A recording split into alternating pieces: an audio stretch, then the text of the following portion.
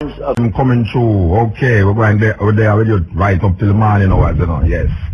So we want the people them to know that chocolate tea must be preserved. Yes. We I tell you, I listen to this bishop, and I can't understand how these people make MUTA look like him is a devil, him is a madman. Because if them man there go to Yale University and all these big university and have them this and them that behind them name and in front of them name and them talking this way, and I did not go to any of these universities, and we are sharing certain opinions that I think say is a devil thing I did go on with, and I hear this big bishop talking in front of hundreds of middle-class Jamaican people and upper-class Jamaican people and saying the exact things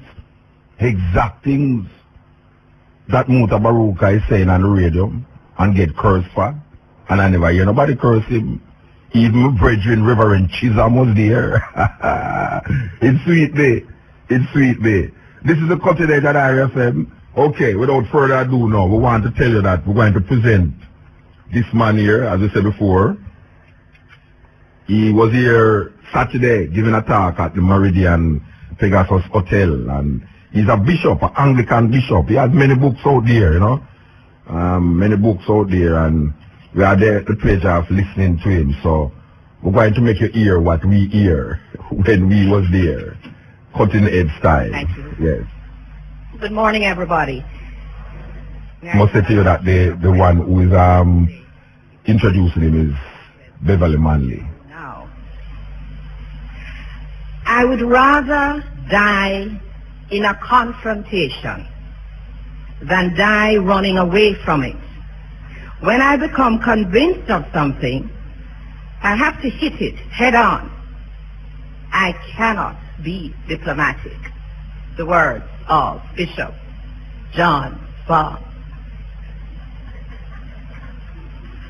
A scholar par excellence, Bishop Spong is someone who does not know any other way to live than to challenge everything, and I mean everything, in his quest for truth. Standing in a place of authenticity, Bishop Spong proceeds on what I call a Socratic type inquiry and goes wherever the logic of his research, which is usually original research, takes him. Prior to undertaking research, Bishop Spong subjected himself to the most rigorous study at some of the most prestigious universities in the world. Just to mention a few: Yale University in the United States, Oxford and Cambridge universities in the UK. Because he recognizes the need to study and to prepare. He understands that having collected the data, it's not enough to just collect it, like some of us do, but then you write it and you publish it so that others can learn and continue the conversations out of it. He is an educator, a teacher. And as a teacher, like his way shower, Jesus the Christ, he utilizes many methods for teaching. So he gets involved in television debates. At one stage, he introduced classes 1 hour before his church services begin. He's always traveling, conducting seminars like the one we have here today. I said that he stands in a place of authenticity.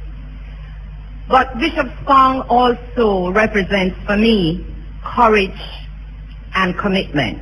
He's a bold man, one of a line of famous out-of-the-box thinkers who have the courage to stand for what they believe no matter what. As an independent thinker, his biblical scholarship reminds us of the need to apply analytical rigor to everything, to think, to question, to explore, to analyze.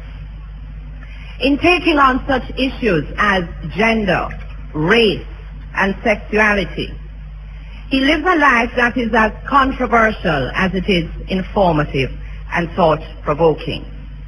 Christine, I have a little experience of what it is like to live with that kind of man. And so at this stage, I would like to specially just thank you for being here and for the critical role we know you play in the life of this man.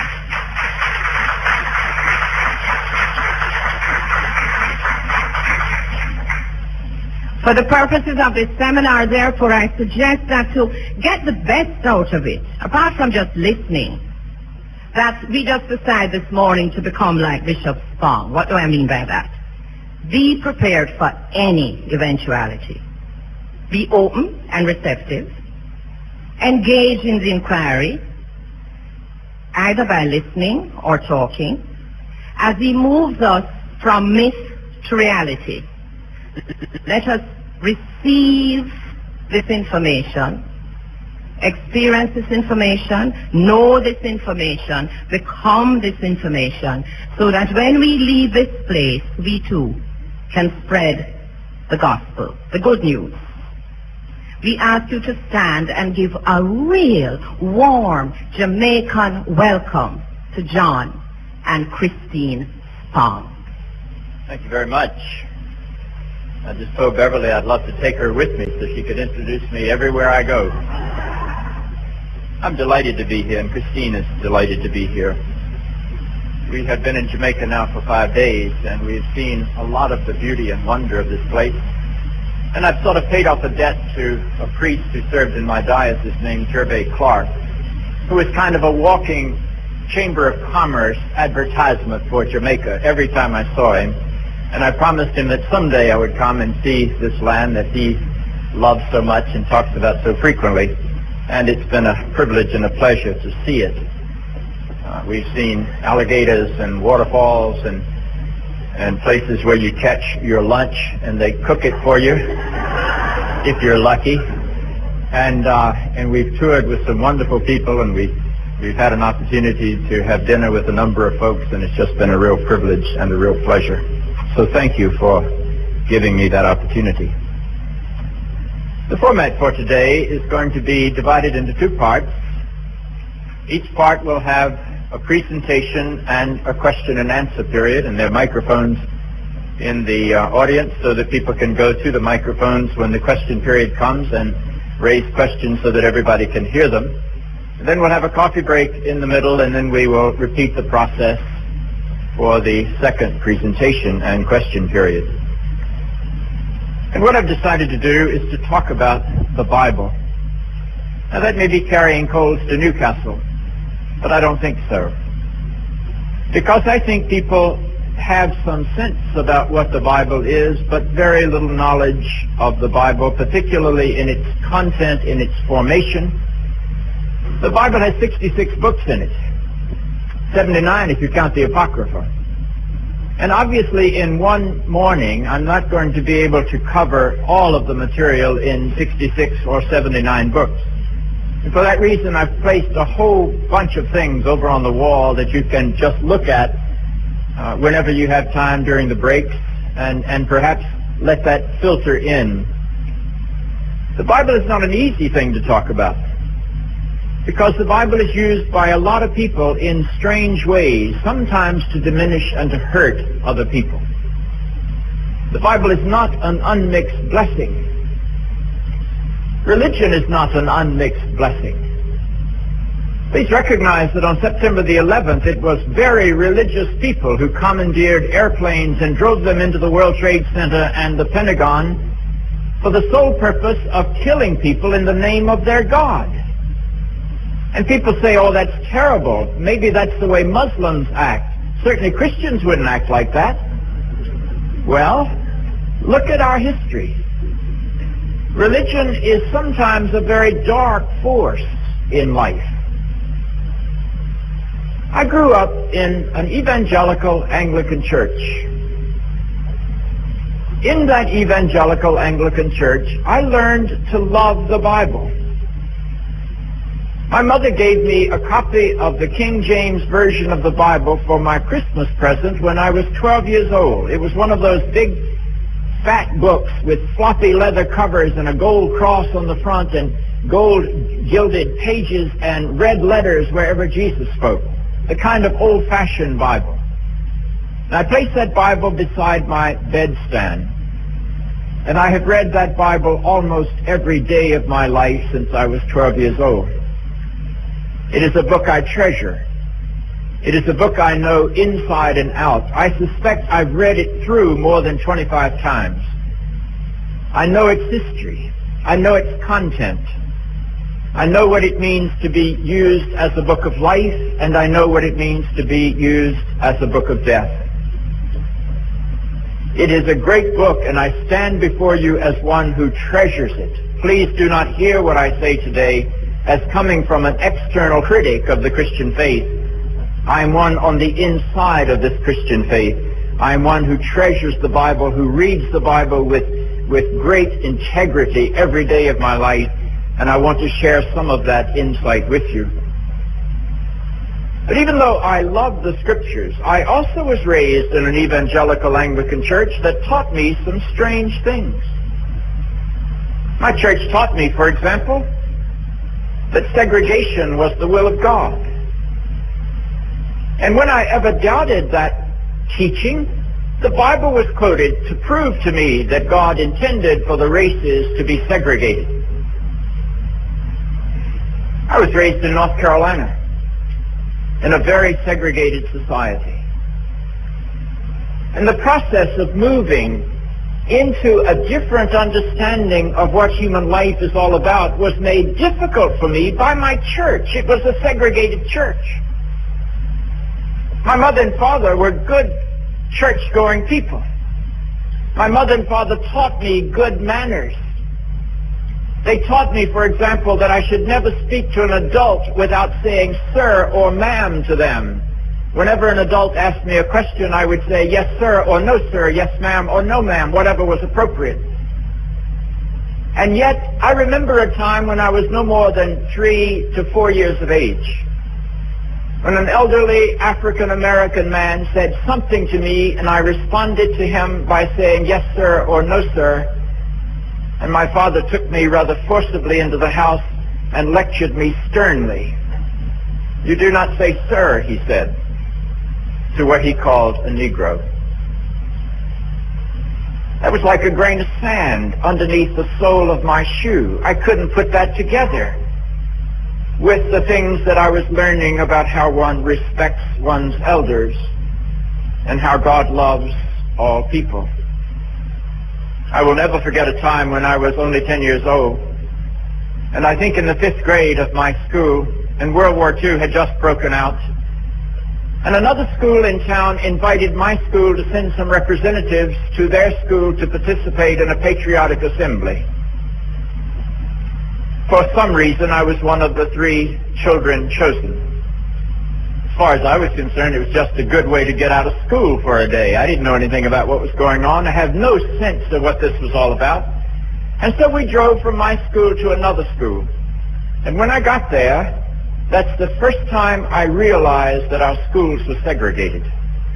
It just hadn't occurred to me to think about that. But when I arrived at this school, it was clearly a school for little black children. I'd never seen so many black children in my life. And all the teachers were black people, and all the principals and all the administrative staff were black people. And that's the first time it entered into my consciousness that I was a product of a segregated school system. I was 10. It was fascinating to me to go into that assembly program because the first thing that we did, we were the honored guests, the first thing we did was that we were told to stand and we would say together the Lord's Prayer. And I was a good Sunday school kid, so I knew the Lord's Prayer. So I stood up to say the Lord's Prayer. And that's the first time I realized that there's only one God, and people of all colors pray to the same God. And if God is the God of us all, how can we be alienated, separated, or segregated one from another? It was an interesting insight to permeate the consciousness of a 10-year-old boy and to try to make him understand that something about the religion in which he was being raised did not jibe with the reality of the world in which he was living. Oh, I heard the Bible quoted to uphold and support segregation. You see, my grandparents had heard the Bible quoted to uphold and to support slavery. We need to recognize that the man who wrote what is the United States' favorite hymn, and perhaps the favorite hymn in Jamaica, Amazing Grace, that man was a slave trader early in his life. We need to recognize that the Pope has had slaves. We need to recognize that the church is not innocent in treating people as less than human. And we need to remember that the church quoted the Bible as it walked through its history, justifying this kind of treatment of other human beings. So the Bible is not an unmixed blessing. I also learned in my church as I was growing up that women were not equal to men, that women were inferior. Women were not allowed to vote in my country until 1920. Women weren't allowed to have a university education in my country until the 20th century. Women could not hold property in their own names in my country until around 1875. Women could not practice law or medicine. Those were considered inappropriate professions. They certainly couldn't be commentators or host on a television program. Those were things that were by definition. And whenever people were pressed to say why this is so, they would quote the Bible. And some of the things they would quote would be rather fascinating. They would quote the second creation story. It happens to be the oldest creation story. The first creation story is the 7-day creation story, but it's one of the last things to be written in the Bible, probably not written before the 6th century, before the birth of Jesus. But the second creation story, the one of Adam and Eve, that's the creation story that kept being quoted, and that's the oldest one. That's written somewhere around 950 before the birth of Jesus. Now, what does that second creation story say? Well, it's rather fascinating. It says that in the beginning, God created the man in God's image and placed the man in the Garden of Eden. And the man had everything he wanted in the Garden of Eden. He had all the food and all the water, everything he could possibly want, but he was alone. He didn't have anybody there to be with him. And so the man said to God, God, it's very lonely down here in the garden. And God says, okay, Adam, I'll make you a friend. And God gets busy, and he makes a polar bear. Brings a polar bear up to Adam. And Adam looks at that polar bear and says, that's a very nice polar bear, Lord, but that's not just the kind of friend I had in mind. So God says, okay, I'll try again. And God makes the giraffe and the baboon and the monkey and the chimpanzee and the dog and the cat and the horse and the camel and all the animals of the world. That story says that the animals all came into the world in all of their variety of species because Adam wanted a friend and God couldn't please Adam. No matter what God made, Adam said, there's a very nice horse, a very nice dog, a very nice cat, but Lord, that's not what I have in mind. And God said, Adam, you are very hard to please. And Adam said, well, Lord, how can I describe what I've never seen? And so this biblical story says that God said, okay, Adam, I'm going to try one more time. God seemed to be into trial and error in that period of history. I'm going to try one more time. And this time the story says God put Adam to sleep and took a rib from Adam's side and created the woman. As one woman theologian said, it was childbirth as only a man who's never had a baby could have imagined it. So out of this rib, God creates the woman. And in that story, if you know how to read the Bible without being too literal about it, God fashions this woman in all of her feminine beauty. And God stands this woman up in front of Adam, and then God takes Adam and shakes him by the shoulder to wake him up. And Adam wakes up. And the King James Bible says, and Adam said, behold, Lord, that's bone of my bone and flesh of my flesh. I shall call her name woman. But that's not what it says in Hebrew. In Hebrew, a slang expression is used. You get the impression that Adam woke up and he looked at this woman and the eyes came out of his sockets like boing! And Adam said, "Hot diggity, Lord, you finally did it." But the woman was created to be the man's helpmate. She was human-like, but not really human. She was above the horse and the dog, but not equal to the man. And the man's duty toward the woman was to be kind to her like he would to any other dumb animal. That's not a very flattering portrait, but that's the portrait of where a woman has come from. And in Christian history, a male-dominated church has constantly said to women, "You are not equal." Defective sperm. Isn't that an interesting idea? You see, he didn't know about Y chromosomes. He didn't know that it's the male that determines the sexuality of the offspring, because the male has an XY chromosome. And if the X mates with the wife's X, and the wife has double X's, you always get a woman. And if the Y mates with the woman's X, you get a male. It's the male that determines the sexuality, but of course women got blamed for that. If a woman didn't produce a son, in the old world, she'd be divorced, even though it was the husband's fault. But that's the way it went. The woman was the property of the man. Her role in life was to serve the man. Now, is that a very adequate understanding of human life? Oh, another one of the great church fathers said that women, you have to understand, he said, women, they're really castrated males. Isn't that an interesting definition? And they went to this man, who wasn't terribly bright, went on to say that the reason a woman has her menstrual cycle is that her body mourns each month for its lost organ. Now, it's with mythology like that that we built oppression of women into the life of the church and into the life of the society. In my church, the Anglican Church, we did not ordain women to the priesthood until 1977. We did not have any women bishops in my church until 1989. That's hardly ancient history. And today there are only 9 women bishops in the whole Anglican Communion, and none of them are here in Jamaica. And as the church debated whether or not women should be priests, they went back to this same old definition, that a woman is not created in the image of God. Oh, I find that sort of hysterical when you think about it. The way I try to test that is that I say, okay, let's bring a man and a woman and stand them here in front of me. And let's take away from the man everything he's got in common with the woman.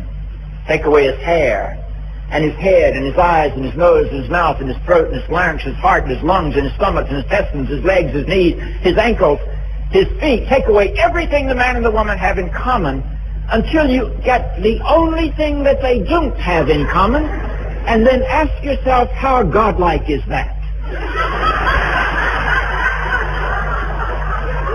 And yet, on the basis of the fact that the woman is somehow not created in the image of God, the majority of the churches of the world today still do not allow women to be priests or bishops. Now, you know, we even wrote into the Bible, powerful people never educate powerless people in what they need to take the power away from them. The aim of powerful people is to stay powerful by any means necessary. Now, you know, we even wrote into the Bible our negativity toward women. We even wrote it into the 10 Commandments. Every now and then I run into a politician that says, I'm going to run on the platform of obeying the 10 Commandments. You better look out for that politician. He better read the 10 Commandments, or she better read the 10 Commandments, because the commandments define a woman as the property of a man. And you say, where in the world is that in the Ten Commandments? Well, read commandment number 10. Commandment number 10 in the short version says, thou shalt not covet. But read it in the biblical version. It says, you shall not covet your neighbor's wife. Now think about that for a moment. And remember, first of all, that nowhere in any book of the Bible is there any prohibition against anyone coveting their neighbor's husband. It's okay biblically to covet your neighbor's husband. You just can't covet your neighbor's wife. Have you ever wondered why there's no prohibition against coveting husbands and all this prohibition against coveting wives? It's because in the world that gave us the Ten Commandments, the woman was property. So the commandments were addressed only to the men. Only to the men. The woman got into the covenant relationship with God only by being the property of her father or of her husband. And we still have this custom in our weddings where one man gives the woman away to another man as if she's a sack of potatoes. It's a strange custom. We ought to get rid of that custom. That's the ancient carryover of the idea that a woman is property. So God didn't think it was important to command only men not to covet their husbands, anybody's husband. So the commandment says to these men, you are not to covet anybody's wife. Now, if you don't believe that that's the way the commandment is written, read the rest of it. It says, you shall not covet your neighbor's wife, nor his ox. By God, that'll tell you where the woman ranks. At least she's a little higher than the ox. Nor his ass. Now, that's a donkey, in case any of you wonder. And the commandment goes on to say, you shall not covet your neighbor's wife, nor his ox, nor his ass, nor anything that is your neighbor's. Your neighbor is a male, and the woman, the ox, and the ass, and the other possessions are all male possessions. Do you want to salute that moral code today? I don't. I have 4 daughters. It took me a long time to see how chauvinistic I was. I didn't see it when I looked at it through my mother's eyes because she raised me to be the man of the house. And I didn't see it through my wife's eyes because I thought she was supposed to be my helpmate. But I'd like to tell you, having daughters will do something to the soul of the worst chauvinist in the world. My daughters aren't interested in being a part of a church that says women are not equal to men. My youngest daughter happens to be a captain in the United States Marine Corps. She's a helicopter pilot. She's battle ready and on assignment that could take her to Afghanistan. Now, you're not going to talk to my captain daughter and tell her that the Bible says women are not to have authority over men. You know, she orders men around with some regularity. And men's lives depend upon her ability to fly that helicopter into battle. We live in a different kind of world. So the 10th commandment defines women as property. So does the 7th commandment. Oh, people say, where does it say that in the 7th commandment? Because everybody knows at least 2 of the commandments. You know, when I ask people if they all think the 10 commandments are important, they all raise their hands. And I say, okay, if they're so important, how many of you can name them? You'd be surprised how many of those hands go down. But then they can always get 2. They can always get murder and adultery. They always know those. Sometimes then they put some other commandments that have never seen the 10. But anyway, commandment number 7 says, you shall not commit adultery. That sounds pretty clear. That sounds pretty straightforward. There's not a whole lot of deviation in that. It seems not much room for maneuver. Until you recognize one thing. When that commandment was given, you shall not commit adultery, the style of marriage was polygamy. A man could have as many wives as he could afford because women were property. And so the commandment comes into a world where a man can have as many wives as he can afford. And 300 years after the 10 Commandments were supposed to have been given to Moses at Mount Sinai, King Solomon had 1,000 wives. Well, you got to help me understand what adultery means when one man owns 1,000 women. If you have 1,000 wives and still have some need to commit adultery, you got a problem. And may I suggest that's not even a moral problem. You got a bigger problem than that. You see, what that commandment really means in the world that produced it was that one man cannot violate the woman who is the property of another man. That's what that commandment means. So I grew up in a church that taught me that women were born to serve men, and that the woman's role was to be the helpmate. And the Bible was quoted. Ephesians was quoted, wives, obey your husbands. 2 Corinthians was quoted, I forbid a woman to have authority over a man. I forbid a woman to speak in church. They all have been quoted to keep women in second-class status. Fiery FM, thought-provoking, always smoking, lyrics like a bazooka. You are listening to MUTA Baruka. Well, my church taught me some other things. My church taught me that I had the only true religion. That anybody that didn't agree with me was going to hell. And that's a very popular one. And it's really fascinating to watch the variations of that go on in the Christian world. Almost every church I know believes that they are the true church, that they have the truth, that there's no salvation outside their understanding of the gospel. And that gets really pretty silly sometimes. What do you think it does to the world to look at Ireland and to see Protestant Christians and Catholic Christians killing each other every day in the name of the God that we meet in Jesus Christ? What kind of witness is that? Recently there was a picture that showed Protestant parents spitting on Catholic children. What kind of followers of Christ is this? And it's not just Christians, though we have had plenty of it. You go to the West Bank, and you see people who worship the God of the Jews deciding to kill people who worship the God of the Muslims. Are there two gods in this world? Or are those just two versions of the same God? What makes us think that my understanding of God is perfect? And then anybody that disagrees with my understanding of God is somehow worthy of my hostility and even my wrath and even my punitive power that issues in death. And it's not just there. Go over to India. Go to the boundary between India and Pakistan. Go to the province of Bangladesh. And there you will find Hindus who say, my God requires me to kill you who are Muslims. And Muslims say, my God requires you to kill you who are Hindus. What kind of God is that? Well, sometimes when you look at the biblical story, you get the image that that's the God the Bible's talking about. Go back and look at the story of the plagues in Egypt. Moses goes down at God's command, says that story, to negotiate with the Pharaoh to get the slave people free. And God gives Moses some negotiating power that many a labor negotiator wishes they had.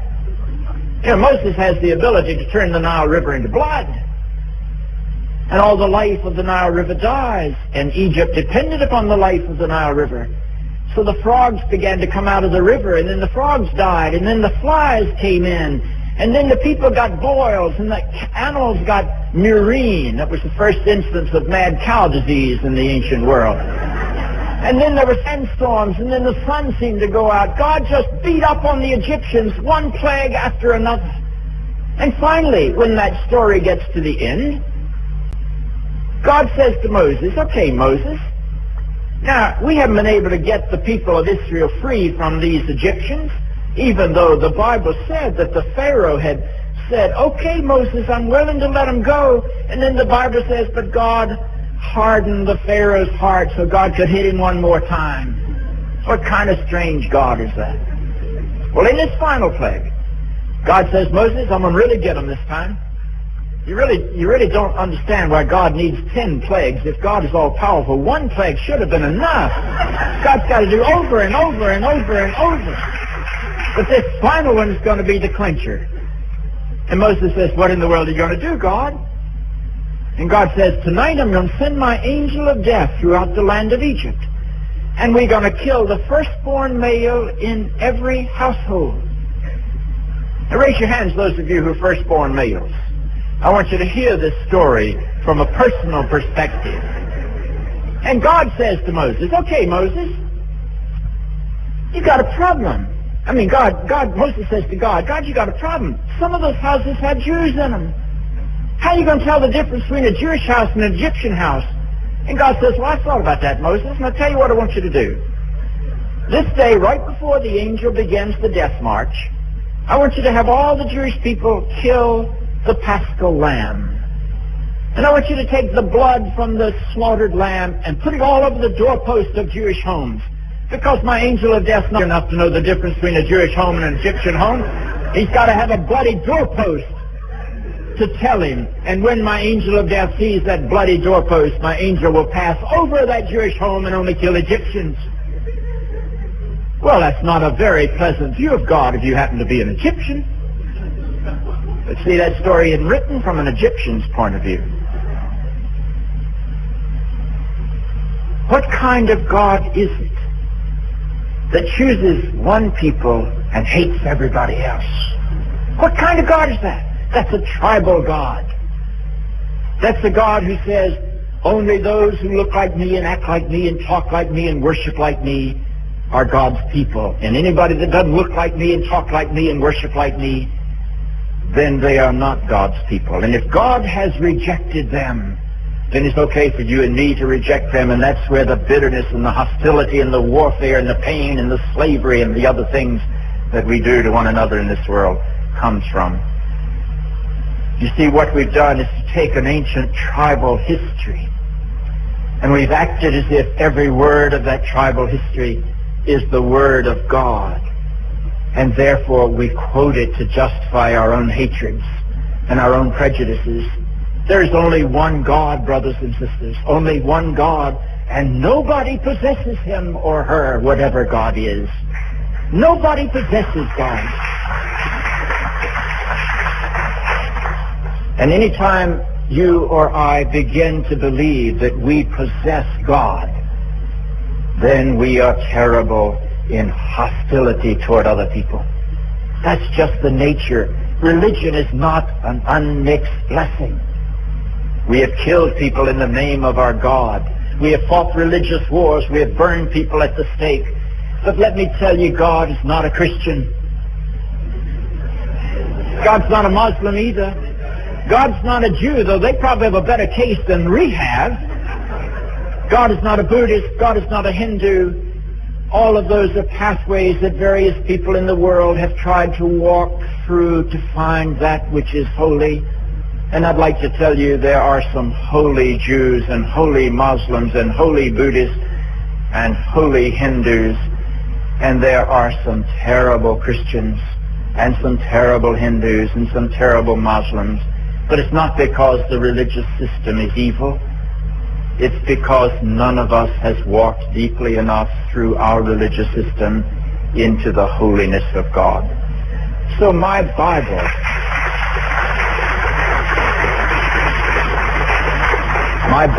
taught me that it was okay to hate anybody who didn't agree with me religiously. And particularly we Christians have done terrible things to Jews. Back in the 14th century, Western Europe experienced something called the bubonic plague. It was a devastating sickness. It made the AIDS epidemic look like a Sunday school tea party by comparison. 1 out of every 4 adults in Europe died of the plague. Now, those people had no idea what a germ was or a virus. They hadn't discovered that yet. The only thing they knew about sickness was that it was God's punishment. They were sure that if you got sick, you had done something evil and God was punishing you. And so when people began to die, when 1 out of every 4 persons began to die, the great question is, what have we done? What is our sin? How can we undo it so that God will take this terrible plague away from us? And do you know what the Christians decided? They decided that their sin was that they had tolerated infidels. And the only infidels were the Jews. Putting things into perspective. Continue, RFM. Yeah, well, carry forward to the reason. Yeah. In the 20th century, the enlightened 20th century, and murdered 6 million Jews. Try to understand how that would feel. On September the 11th, the United States probably lost 5,000 citizens. The number keeps getting scaled down. We are a nation of almost 300 million people, and we lost about 5,000 citizens. Now, do not minimize. The loss of any citizen is terrifying, particularly to those who love that person. It's life-rending, and I don't mean to minimize it. But try to imagine losing 5,000 people out of a nation of 300 million, and try to imagine what it's like to be a Jew, for whom there were 12 million people in the world in 1940, and 6 million of them died in Hitler's crematoriums. And the Christian leaders of Germany, with very few exceptions, never raised their voice to protest that terrible tragedy in Christian history, because there'd been a long, long line of statements coming out of Christians about how evil the Jews were. My church taught me that it was okay to hate people who worship God differently. The Bible is not an unmixed blessing. The last statement I'd like to develop just a little bit is that in the church in which I was raised, an Anglican evangelical church in the Old South in the United States, in that church, I was also taught to hate myself.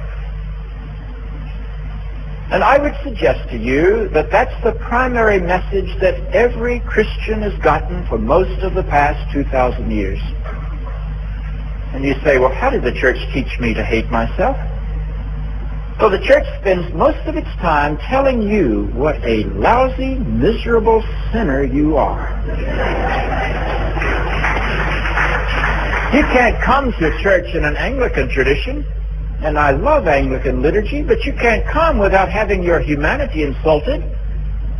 We say, there is no health in us. We have done those things we ought not to have done, and we have not done those things we ought to have done. There is no health in us. We are miserable offenders. We aren't worthy even to gather up the crumbs underneath the divine table.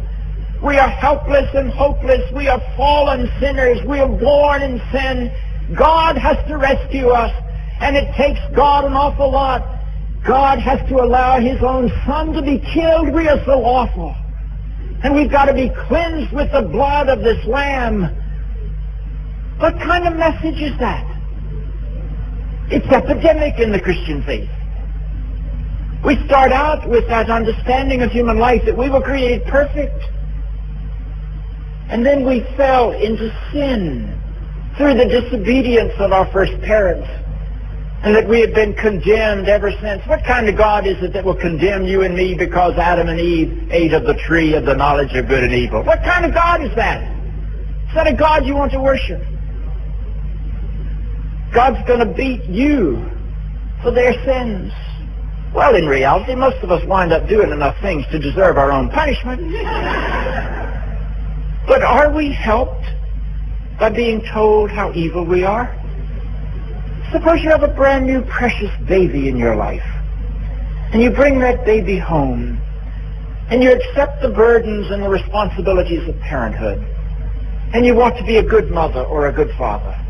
So you go get a book on how to raise a proper child, and you read the book, and the book says every day of your child's life reminds your child that your child was born in sin, that your child's a miserable offender, that there's no health in your child, that your child actually caused the death of Jesus. Do you think I'd raise a healthy human being? Good heavens! What a burden we put on our children. Children aren't born in sin. They're born with loudspeakers on one end and no sense of responsibility on the other. But they are not born in sin. We can twist them and warp them and break them. But those little precious lives, they don't need to be told how evil they are. They need to be loved into their full humanity. And we've got the emphasis all wrong. And what kind of God is it who can't forgive until somebody offers this God a human sacrifice? What kind of God is it that requires the death of the divine Son in order to forgive the fallen creation. What kind of God is that? Is that the God you meet in the life of Jesus of Nazareth? Or have we put something else onto the story of Jesus that has created an enormous amount of negativity? Now, please don't misunderstand. Once again, I am not saying that human beings are angels. I think human beings are capable of being the most horrible creatures in all of God's world.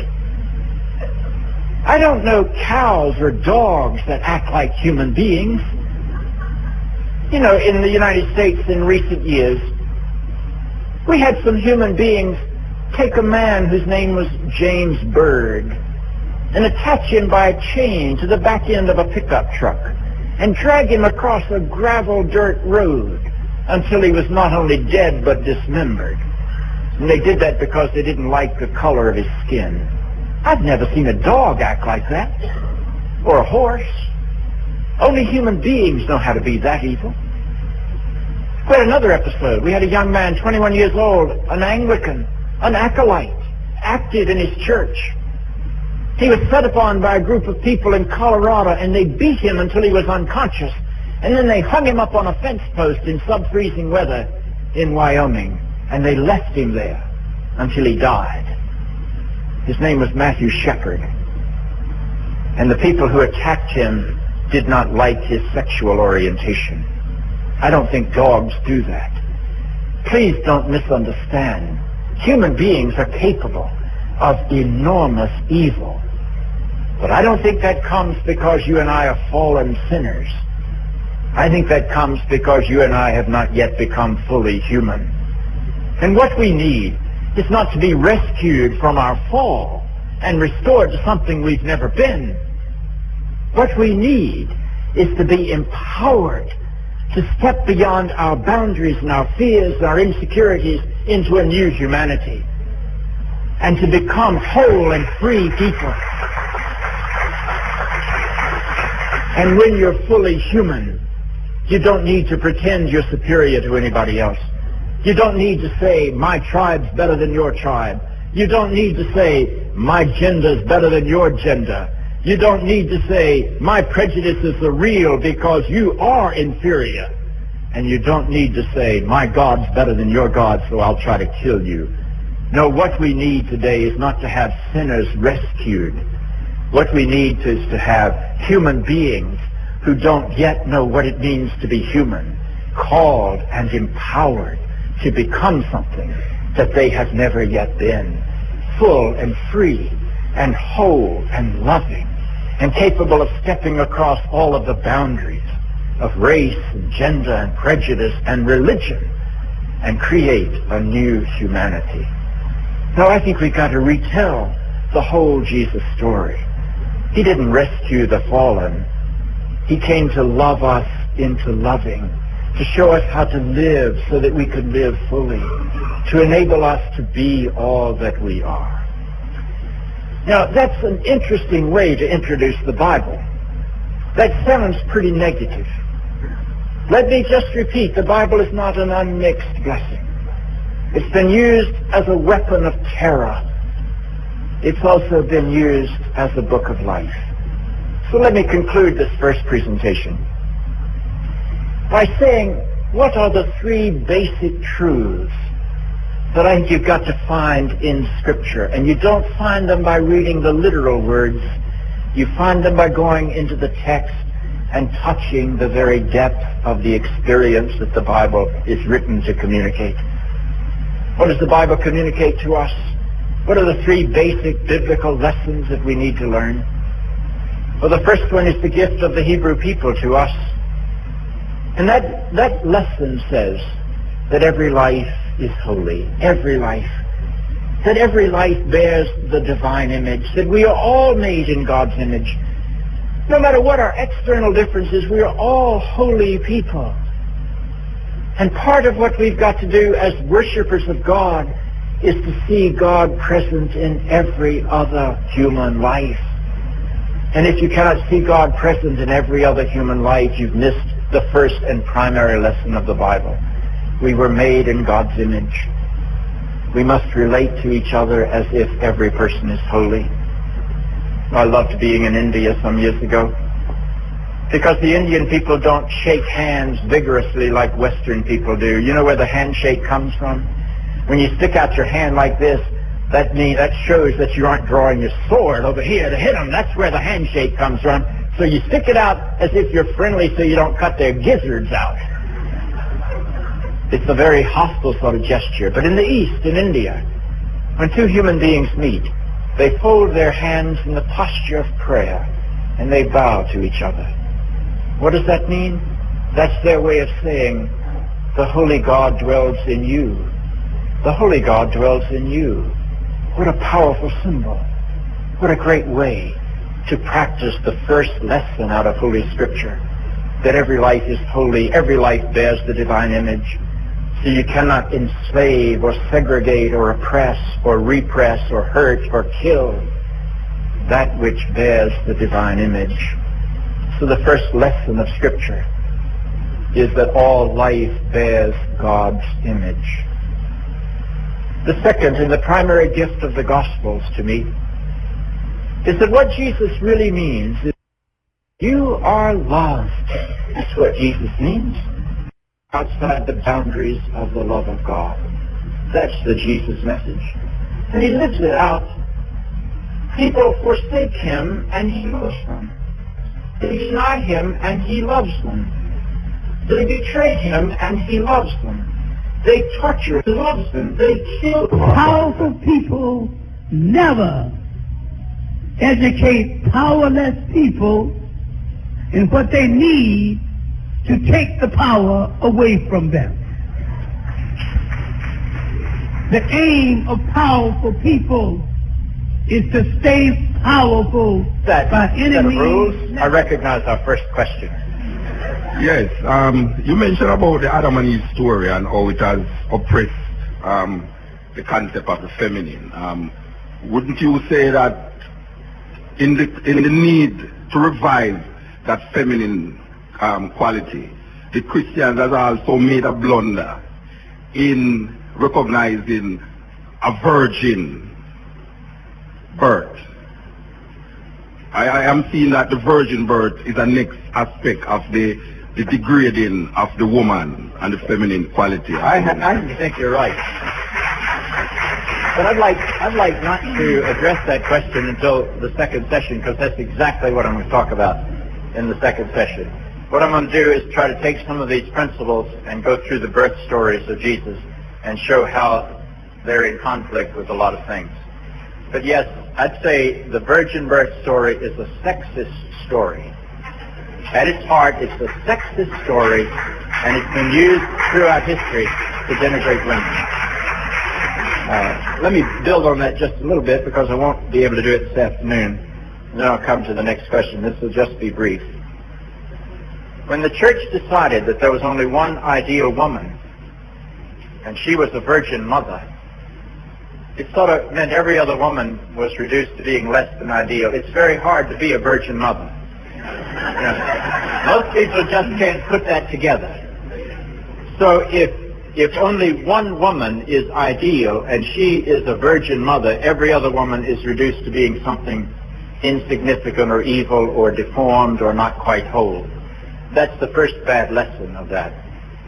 And then the second bad lesson of that is that what the church did to the virgin over history was to say she was a virgin mother, and then we said she was a postpartum virgin, and then we said she was a perpetual virgin, and then we said she was immaculately conceived. We didn't do that until the 19th century. And then in the 20th century we said she was bodily assumed into heaven. Only then did she become fully an object of worship. Now let me ask you what there is about woman that is so negative in the minds of men who are building these doctrines, that before a woman can be considered a possible object of worship, she has to be desexed and dehumanized. Because by the time you get through with what we did to Mary, she's neither a human being nor a woman. Finally, I would say Who was making these definitions of the ideal woman? The priesthood of the church was. What was the priesthood of the church? They were celibate males. I submit to you that a permanent virgin is an ideal woman only to a celibate male. Yes, sir.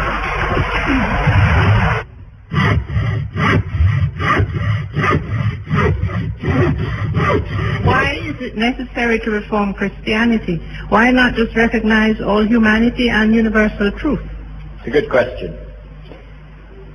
Why do you bother to reform Christianity? Why don't you just recognize universal truth? My experience with human beings is that we never do it that way. That always we evolve out of who we are into something new. Christianity has not been static for 2,000 years. There are a lot of people that try to make you think that it has. They say, this is Christianity and you are deviating from Christianity. Well, that's balderdash. Christianity's been in the process of flux and formation for 2,000 years, and it is always in change. There is no time when you can cut and say, that is what Christianity is. In the early years of the Christian church, one of the great debates they had was whether or not Adam and Eve had a navel. Because you see, the navel is the last remnant of the fact that you were attached to your mother. And since Adam and Eve were supposed to have been created without being born, they should not have had navels. That was a great big battle in the early church. But I haven't met any theologian that's arguing about that in the last couple hundred years. You know, that just is not an issue. There was a time when Christianity said that if you get interest on your money, you're doing something evil. Well, I don't know anybody that follows that rule today. Certainly the Vatican's got all their money invested in banks and stocks, and so does every other church I know. So that, you know, we've changed a lot. All I'm saying is that evolution is the law of religion. Judaism didn't start in the wilderness with the burning bush. Judaism started in Egypt.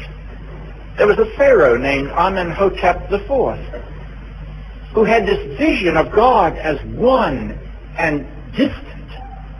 And he was thrown out of Egypt by a revolution of the clergy because they were sort of being put out of work. They had a god at every little shrine, and they depended on the business that God brought in. So they rebelled against this great Pharaoh. And Moses was a disciple of that Pharaoh. So Moses went out into the wilderness with the slave people. And he put that understanding of God into the Jewish people. So its roots are in Egypt. And then when the Jews entered into Canaan, they ran into fertility cults, the Baal worship. And so Judaism evolved in terms of the fertility religions. And then they were exiled into Babylon. And they ran into Zoroastrianism. And Judaism evolved as it interacted with Zoroastrianism. And then Christianity was born in the womb of Judaism. And then Christianity had to move out of Judaism into the Mediterranean world, and it began to be a Gentile religion. And so it had to incorporate into itself a lot of the thought forms of Mediterranean religion, the Mithra movement, some of the mystery cults. And Christianity has been evolving through the centuries. St. Augustine put us in touch with Plato's thought by making Plato and Christianity come together. That's the 4th century. In the 13th century, Thomas Aquinas decided that Plato isn't read by anybody anymore. Everybody now is reading Aristotle, so I've got to rethink Christianity in terms of Aristotle. And so Thomas Aquinas began to put Christianity into Aristotelian terms. And then we had the great Renaissance, when new learning came from the East and people had all sorts of different ideas, and Christianity had to incorporate that. And there's a sense in which the Protestant Reformation was the Christian attempt to incorporate the new learning of the Renaissance. All I'm suggesting is that what we have going on today is that enormous new learning has come in, and we Christians have got to rethink our faith symbols in terms of that new understanding. And one of those new understandings that we have to deal with is that the world has gotten very, very small, and we can no longer spit on the gods of other people. We've got to find a way to respect them and grow together, because they have something of great value to offer to us, and I hope we have something of great value to offer to them. Fiery acclaim, leaving you. thought-provoking, always smoking, lyrics like a bazooka. You are listening to MUTA Baruka. Did you have a question? The question is really the creation story. Adam and Eve. Also the What earth. about it? What about the creation? From what I understand, you don't believe in Adam and Eve That's as correct. part of the creation. That's correct. There was no Adam, no Eve. That's correct. You want me to talk about that? Yes. That's your question. Okay. Please recognize, and this is one of the things I've got up on the board, this planet Earth has been in existence, according to the best scientific measures, 4.5 to 5 billion years. Human life has been on this planet, according to the best scientific evidence, somewhere between 2 million years ago and 50,000 years ago, depending on how you define human life. The Bible, the first part of the Bible was written about 1,100 years before the birth of Christ. Every ancient people had a story of how the world came into being. Every single one. Adam and Eve is in our Bible because we have incorporated ourselves into the Jewish story. But that's all it is. It's a story. It's an attempt on the part of Jewish people to explain a lot of things that they didn't understand. The Adam and Eve story explains how the world came into being, how there happens to be two different sexes, a man and a woman, how it is that the man has to earn his living by the sweat of his brow, how it is that the woman has to endure pain in childbirth, how it is that snakes have to slink along their bellies in this world, and why it is that all human beings feel separated. That story is designed to speak to all of those human questions. But the same questions are raised by human beings everywhere, and religious stories in ancient people everywhere tried to answer those same issues. That is not history.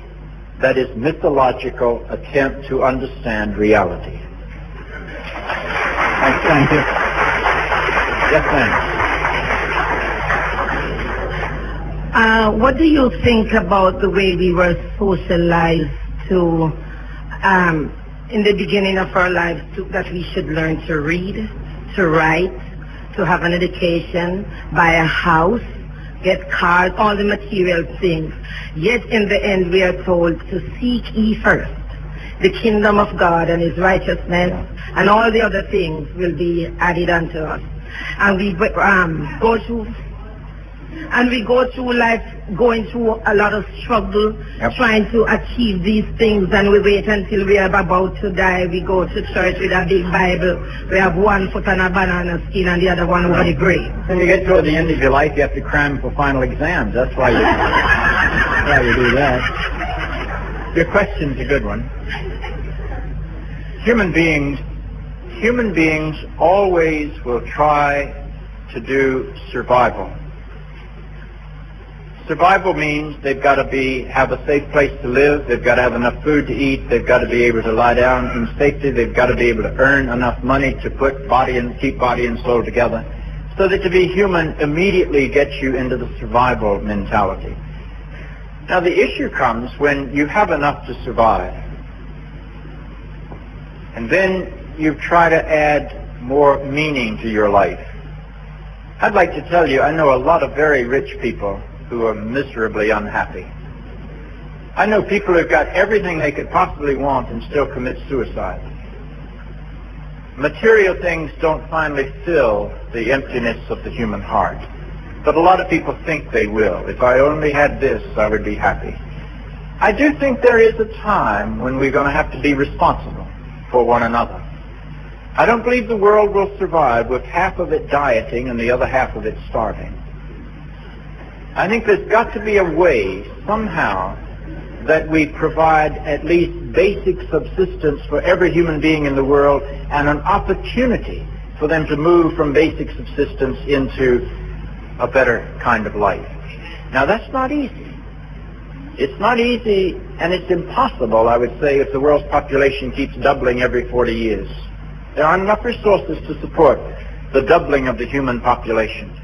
And one of the ways we might commit genocide is that we could keep breeding and we get to the place where there are 6 billion people in the world today, and 40 years from now there are going to be 12 billion people today, and 40 years further there are going to be 24 billion people, and we have the same number of resources. And so you're going to have warfare where the strong hold the resources and starve the poor and the weak, and it's going to be a dreadful world. And none of us are going to be happy in that kind of world. So we've got to do 2 things. I think we've got to learn how to limit population with effective family planning, and we've got to learn how to find a way to share the wealth of this world so that nobody is starving while others are dieting. Now, that's not going to be an easy assignment, and it will have to be fought out in the political arena. But I think that's where we've got to go, and I hope that the Christian faith can keep people having a sense of the right priorities. The right priority is not the accumulation of wealth. The right priority is the ability to live with meaning inside this world and to have the whole. On the 6th day in the divine image is the last part of the Old Testament to be written. It comes out of a writer that we call the priestly writer. He's an exile figure. He's in the 5th century. And that was a little more advanced. What they did when they put the Bible together, and the Old Testament, first 5 books of the Bible, and I have a chart on that over there, the first 5 books of the Bible called the Torah, the books of Moses, the law, come from 4 different strands of material. The oldest one is called the Yahwist material because it calls God Yahweh. And it comes out of the Jerusalem tradition. The second one is called the Elohist tradition because it calls God Elohim, and it comes out of the Northern Kingdom's mentality. And the third one is called the Deuteronomic version. And Deuteronomic is the book of Deuteronomy plus an editing of the other books that were bound together after the fall of the Northern Kingdom. And Deuteronomy simply means the second giving of the law. Deutero is the Greek word for law, for second, and nomos is the Greek word for law. So Deuteronomos, Deuteronomy means the second giving of the law. So they put the Old Testament first 5 books together in a new way in the 7th century, combining the Yahwist version, the Elohist version, and the Deuteronomic version. And then the Jewish people went off into captivity in exile. And a group of people called the priestly writers took the whole text, which now had 3 strands, and they re-edited the whole thing, and they put in the 7-day creation story, and they edited the story about manna in the wilderness so that it didn't fall on every day. It only fell 6 days of the week so they could keep the Sabbath holy. And they edited the story of Noah and the ark so that Noah didn't just take 2 of every kind of animal, because Noah had to do the sacrifices while he was on the ark. He was there for 150 days. So they put 7 pairs of the animals that were going to be used for sacrifice so that the species wouldn't get extinct.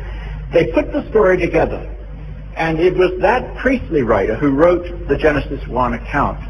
Now, they stand there in tension.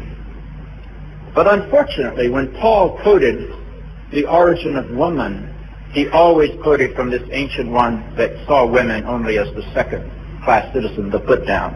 And so that's how we are able, you see, also to raise from within the Christian faith people who have countered our prejudices.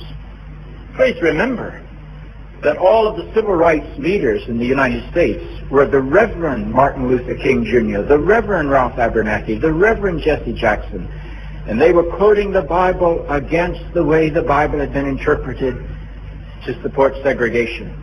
And when the women's movement arose, they also went back into the Bible and they began to find what I call the minority voices of Scripture. And they raised these up to overcome the hostility toward women that had become dominant in the Christian church. In the gay and lesbian movement today, they go back into the Bible and they find minority chapters. They even find places where they think there are gay or lesbian relationships being talked about.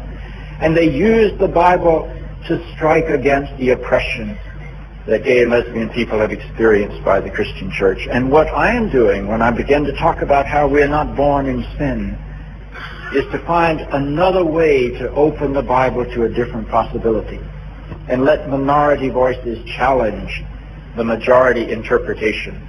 And that happens over and over again, and I think that's the way the church grows.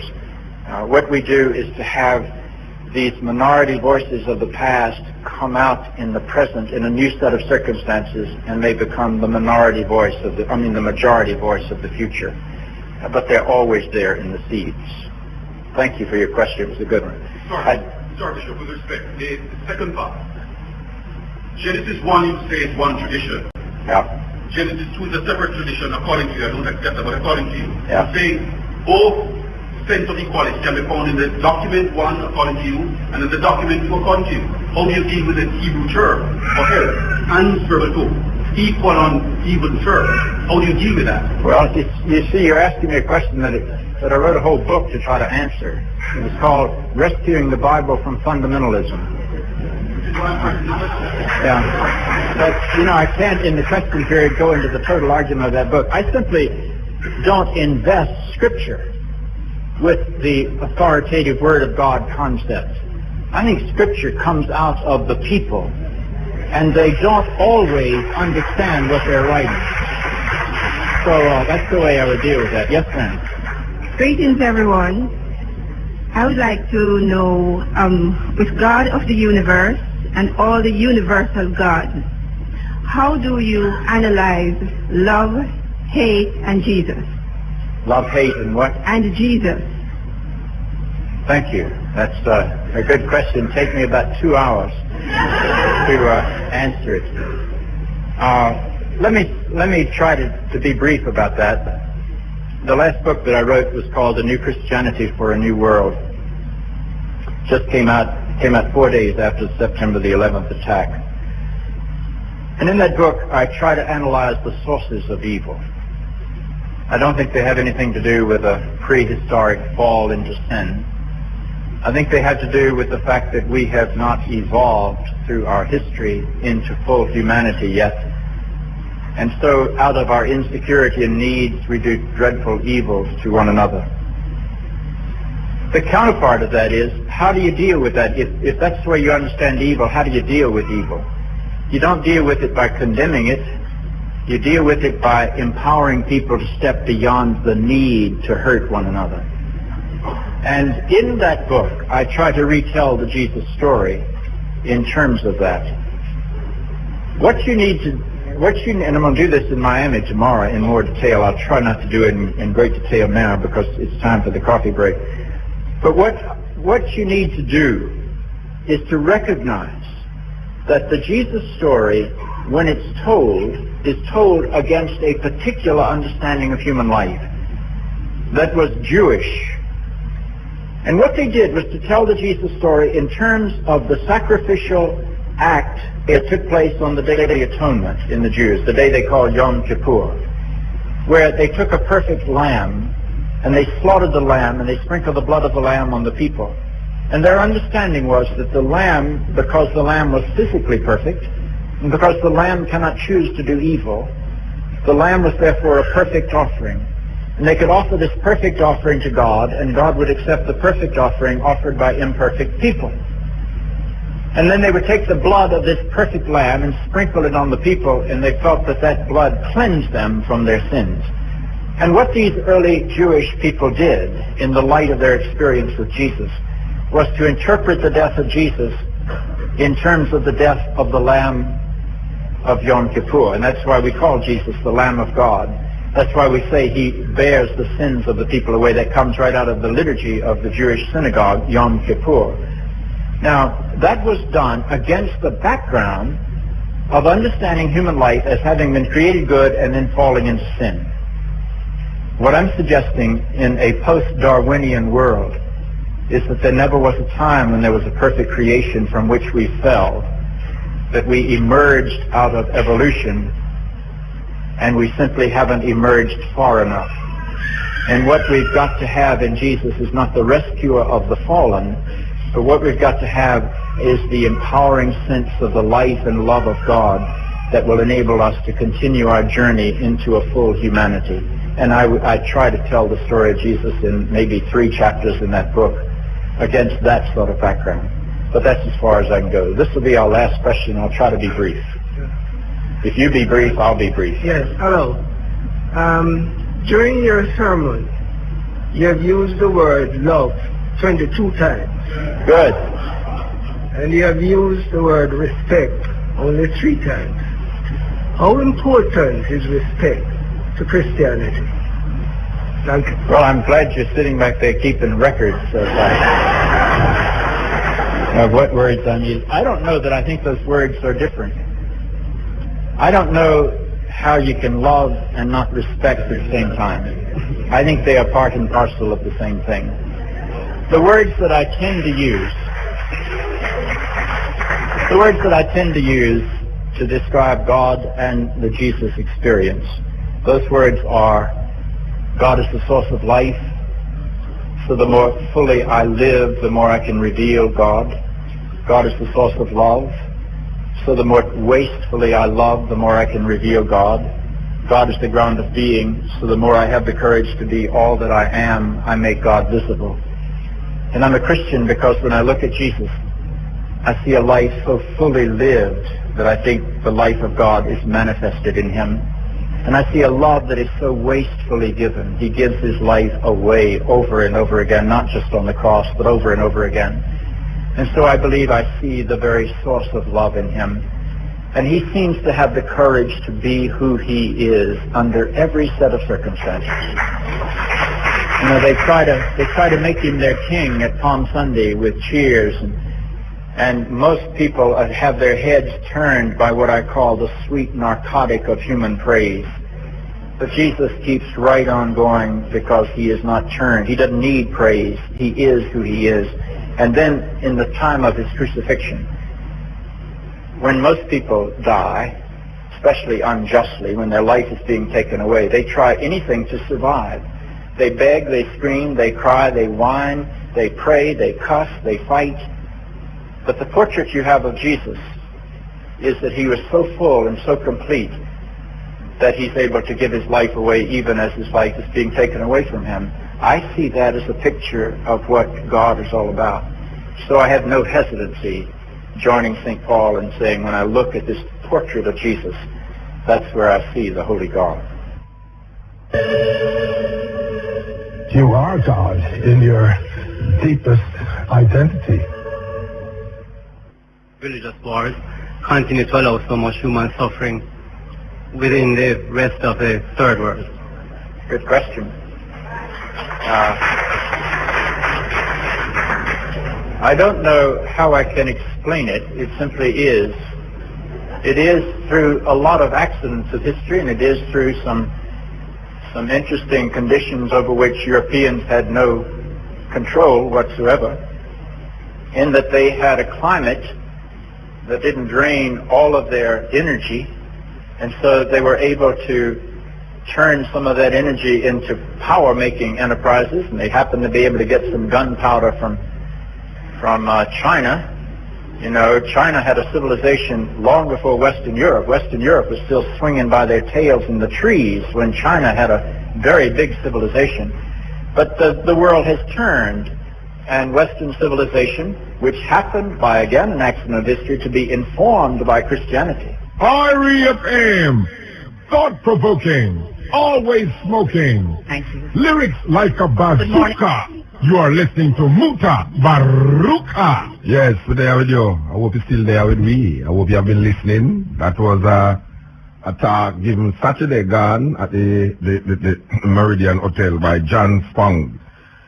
Very interesting, informative. For those of you who just join us, we're sorry, but you miss a sweet talk. Yes, and we're going to play part 2 next week. Yes, I want to bring back a thing so that we did before. Don't know much about the Bible. We want to bring that forward in the December month. But next week, the man going to talk about the virgin birth. Yes, don't give credence to it. As he hear we ask him about the virgin birth and say that is one of the most sexy story he has ever read. And I give credence to that because I have said for a long time, I don't see how a book can show you that is woman brings sin into the world, and then 4,000 years after, according to how them put it, or 3,000 years after, them tell you now, say, a woman going to bring the savior of mankind in the world, but don't have no sex.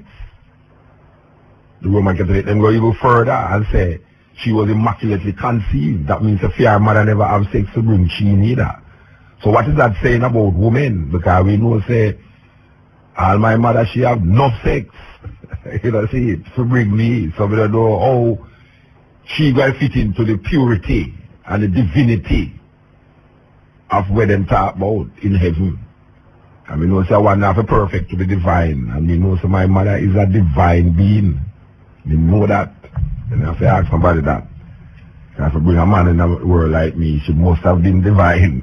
You understand? So we don't get credence to those stories. And it's a long time we are telling people them these things. And we are say white people have to come to Jamaica to tell them it, to make them believe it. And enough people go away with a different perspective too. You understand? The question here Chisholm asks about the equality story. What if people don't even know and don't even read into the two creation story that is in the Bible? What if people might be wondering, what the man talk about? When the man talk about two creation story? Well, if you're the one who read the Bible, you will see that there is two creation story. And I did grow up believing says Moses write Genesis, but it's lie. Lie. Nobody does. Moses don't write nothing in the Bible. Moses don't write nothing. As a matter of fact, Genesis is written by more than one person. And we can prove that to you by the stories that is written there. And the man give mention of the two creation story. Because in one creation story, it tell you about let us make man in our own image. Male and female created he them. That is in Genesis upon the 6th day. When they make man and let them say rest upon the 6th day because see that everything that they make was good. And then in Genesis 2, it going to show you a different creation story now. That there was no man to till the soil in on earth, and God fashioned a man out of mud. Not out of his own image now, out of mud. Him create this man. And at a second thought, he realized that the man was lonely. If God don't know, say a man lonely. I don't know what kind of God that, but then no, how can a man be lonely for something that he don't know about? You understand? But according to the story, the second story, that the man was lonely. And instead of God create something will look like him, God started create animals until he must name the animal them. What people don't read into these stories because them really listen to what the preacher say and them don't read it for themselves, because if you read it for yourself, you realize that the animal is before woman. Because the animals them was created because of a need for Adam to have companionship. And when God created these animals, the man was still lonely. And then that is when now he put the man to sleep and take out the ribs out of the man and make a woman and call her woman. You know, see it? And then now the argument go on where this woman go talk to the snake, and the snake make she go eat of her fruit and go get her husband some, and then they realize they make it. As a matter of fact, the Bible go as far as they said they was hiding in the garden, and God was walking in the cool of the garden and asked them, "Who told you that you was naked?" And Adam, being the man with him, turned to the woman and said, "Why you was there?" She give me to the rasta. So I want to just know how these stories go and know say it's mythology, it's folk tales. It have nothing to do with no history. Continue FM.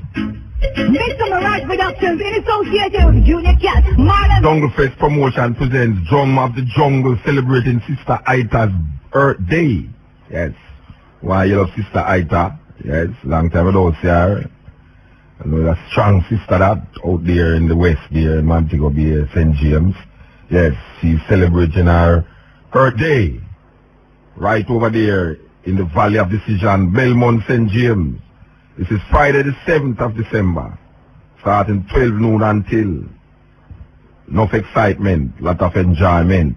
Yes. So I want the people them to know that the drums of the jungle celebrating Sister Aita's Earth Day. She will have people like Prince Tiba and the Sons of Thunder coming up from St. Thomas. Rocktop Chanters and Mackey Conscious will be there. Major Live. Yes. Sam Stafara, Hem Crew, Lightning Yard, Roots House, and many more. So I want you to know that venue, Valley of Decision, Belmont, St. James. Friday the 7th of December, starting from 12 noon. We want to remind the people them that right down there in Tivoli Garden, Tivoli Playfield comes alive Sunday the 9th December. This is an annual thing that is put on down there, and guess what? It's free. Yes, Bounty Killer, Elephant Man, Beanie Man, Morgan Heritage, Monster Shock, Mr. Vegas, and all those you things that you want to see will be there. This is the Cutting Edge and IRFM coming through. Yes, my brethren. Yeah. What you do? Yeah, I know. Mm-hmm. Why, after women here now, I'm not more convinced now, say, the man them write the Bible was a set up homosexual. You know? King James, as we know, was a second generation homosexual. Yeah, them kill him father and I bet the next man too. Yeah. So that makes him a second generation homosexual. Yeah, and basically, well, I wouldn't want to say that is what the Bible is about, but it reveals the mentality of the man them. At that time. Yeah. Yes. And I talk about that too. When a man says the word of God, you have to watch what I say, because all those atrocities where I and I even read out sometime, most go on at the Bible. If a man really say it's a divine consciousness that is perpetuating all of those evil upon people, something wrong. Yeah. Yeah, man. Because how can a man tell you, say, boy, right now, a flood or an earthquake will kill 1 million people all in China and Bangladesh? If God do it. Yeah. Or a flood will come and wash the Cuba over the so. It's because them now worship God while the flood come in them. Mislead. Yeah, but yeah. it got it Cuba. Yeah, and here where we are now. We so good and holy. Yeah, and we so holy. We are pray. Yeah, that's why it flood no liquid. But Cuba now who now worship God. Never did a pray. Yeah, you know the way there? You know? The irony of the story. You know, the stupidity and the arrogance of these Christian-minded people out here to come and say, no, the reason why the flood, the hurricane passed over Jamaica is because they go to church, go pray. Yeah. You understand? That's when is a scientific thing.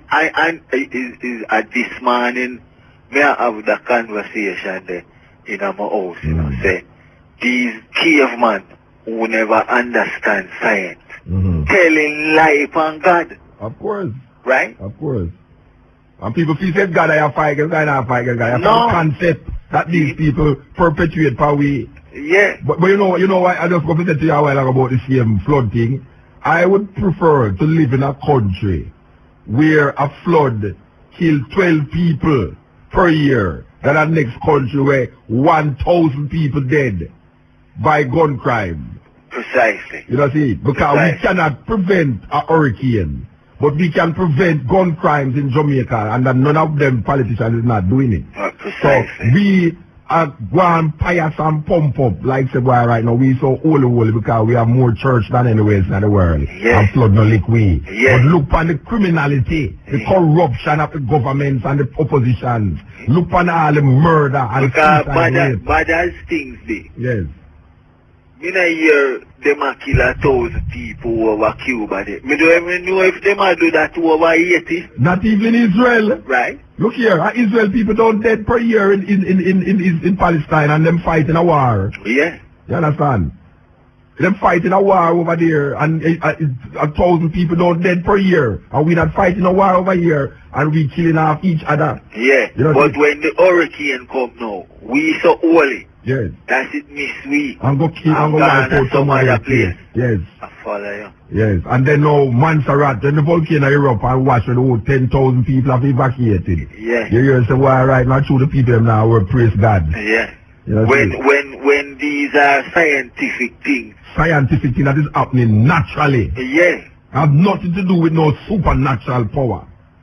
Right. You know, see, it's superstition that gives over to supernatural things. Like a underwater volcano down a Grenada there. We're out to Europe now. Yes. We're going here, the boy. Yes. Them Grenada and they're so wicked and chew them in this and that with bishop and her and her. And you know something now? I'll tell you how the Christian mindset. You see if a hurricane come tomorrow and mash down Jamaica, you know what them say? It's true the people them wicked. Yeah. And so much gun crime are going on in Jamaica, why it happen. Yeah. You know see, but it's when it pass over, you say, boy, I tell the other man wicked. You understand? Well, it's a contradiction, the right word sells, you know what I mean? Well, man, I tell you, you see, when you say something earlier, you know, where Because it's a white man come and I tell them a thing and now I still. tell you, man. I tell you because if when we assess so, Yes. they say where we smoke and where we not smoke. Man, if you put it in the Taliban government, man, you get burned at stake, and you put it in the Inquisition ages, man. Yeah, because alright, look on when the part where I tell you about the plague. The man them say, true we are by infidel. Right? Yes. And chase out the Jews, them and everybody. And the Moors, yes. Yes. Because the infidels, them used to call the Moors, them infidels. And now, you know the weirdest thing now the Muslims are called Christians infidels. Yeah. So you say that thing. I want to chase them out of Arabia. Yeah. In olden times, the Romans used to call the Christians pagans. Yeah.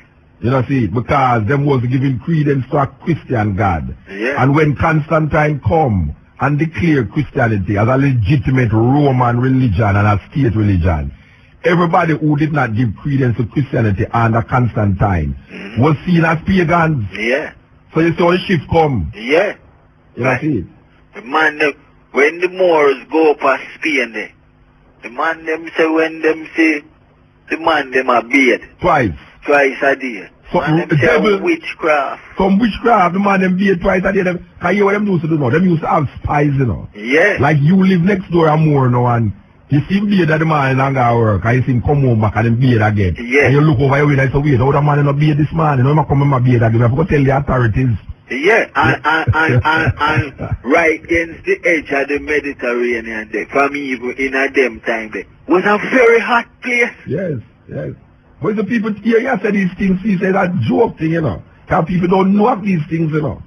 People hear me come by the continent and attack these things now. People don't, you heard the man just say a while ago. China did have a civilization when Europeans was swinging from them tail in Europe. Yeah. You see if me ever say that? Oh Lord. You see if me ever say that? Oh, so white people that swing from them tail in Europe when Africa was a civilized country. You don't hear some bloodbath guys that come tell you barefoot. Yeah. Rasta man and the radio and talk about white people and swing from them tail. Last thing, you see the map where you say no, them turn the thing upside down. Yes. May I give you a business idea? We want to see some of the map them we print the right way, you know. Well, all you have to do, you know, is turn, it's if you have a map of Africa by you, you turn it the other way. Yeah, but the thing says somebody should have get into the business of printing it, printing the whole globe thing the right way. Make we see it. Well, all you have to do is turn the map round the other way. Well, turn the map round the other way and you will have the river flowing down and you will have America down. You know, and all these things. Australia up. Yeah, that is where it's supposed to really be. That is how it's supposed to really be, you know. So it's not down under, it's up, is up above. over. Up above. Yes. I remember about 2 years ago, you know, I'm at a fact, you know, I see that weekend, yeah. I see that data that weekend, yeah, that at university, you know. We are reading in my shop, you know, and she say, heaven is up. So I say, up where? And she pointed up. So I say, so what do the people them in China, where is underway? Which part them could have point up? Up is where? Yeah. Because the earth is revolving. Yeah. You know, see, so when you say heaven is up, what you really mean? She say heaven is up in the sky. Well, that song did say which way is up. May I tell you? Yeah. You know, north is north only because you think you're down below in south. You know? Yeah. East is west. And west is east, only because you think they're on the other side of east. Yeah, because if you go right round, you know, come back round. Oh, what goes around, come around. Yeah. You know, see. So it's a thing, and... Columbus theory never so wrong. Him did a try reach east by going west, but he never knows the big whole America in the way. Yes, he never knows so much thing was in the way. Yeah. You know, see. Yeah, man, give thanks. Yeah, man, protection. Yes. You know, until we talk these things, man, feel say we just talk out a way and thing, but we're talking out a way and we are talking about all even through questioning authority. Because enough people don't want to use them God-given intelligence based upon how them view this God-given thing. You know, because man, I tell you, say God give him intelligence. I don't know where God see and put it in there, but within the level of consciousness. If a man have him intelligence, and a man bring something to him, and him see that thing as truth, and him do examine that truth, and just gobble it down so. Him going go just be led, and I know black people in Jamaica love to be led, them don't like to reason out things. And you see that every Sunday you see it, again. The majority of people in Jamaica right now go to church at least one Sunday in every month, giving credence to a Christian God. And when I look on Jamaica today, and I see the poverty and the death and the destruction, the suicide and the abuse of women and children, I now blame God, because I don't even know who is this God or what is this God that them talk about. But I know, say, these people who worship this God is in a serious problem, because they are the ones that perpetuate these gun crimes, these abuse of women and children, and all these suicide and all these robbery and corruption that is taking place in small Jamaica. I don't know if I should have really look and say, what happened to the African concept and the African original way that them don't teach me? That when you find it now you hear say voodoo and hoodoo and this and that and all these things. Because anything where African know them say is devil worship. You know, see, devil worship, but them worship a God who kill off, are said to have killed off every firstborn Egyptian youth. What did those little Egyptian children do? See, God will spend him wrath against it because what? Because he want to take some children or take for the people them who him say him love out of this country. A compassionate God and an all-powerful God don't need to kill thousands of people to free the people who him love, because he is all-powerful. What is proof? What him trying to prove? What is this God trying to prove? Who him proving it to? Who him proving it to? So I am putting it forward and again and again and again, that this concept of God, this anthropomorphic idea of God, was given to us by some insecure men.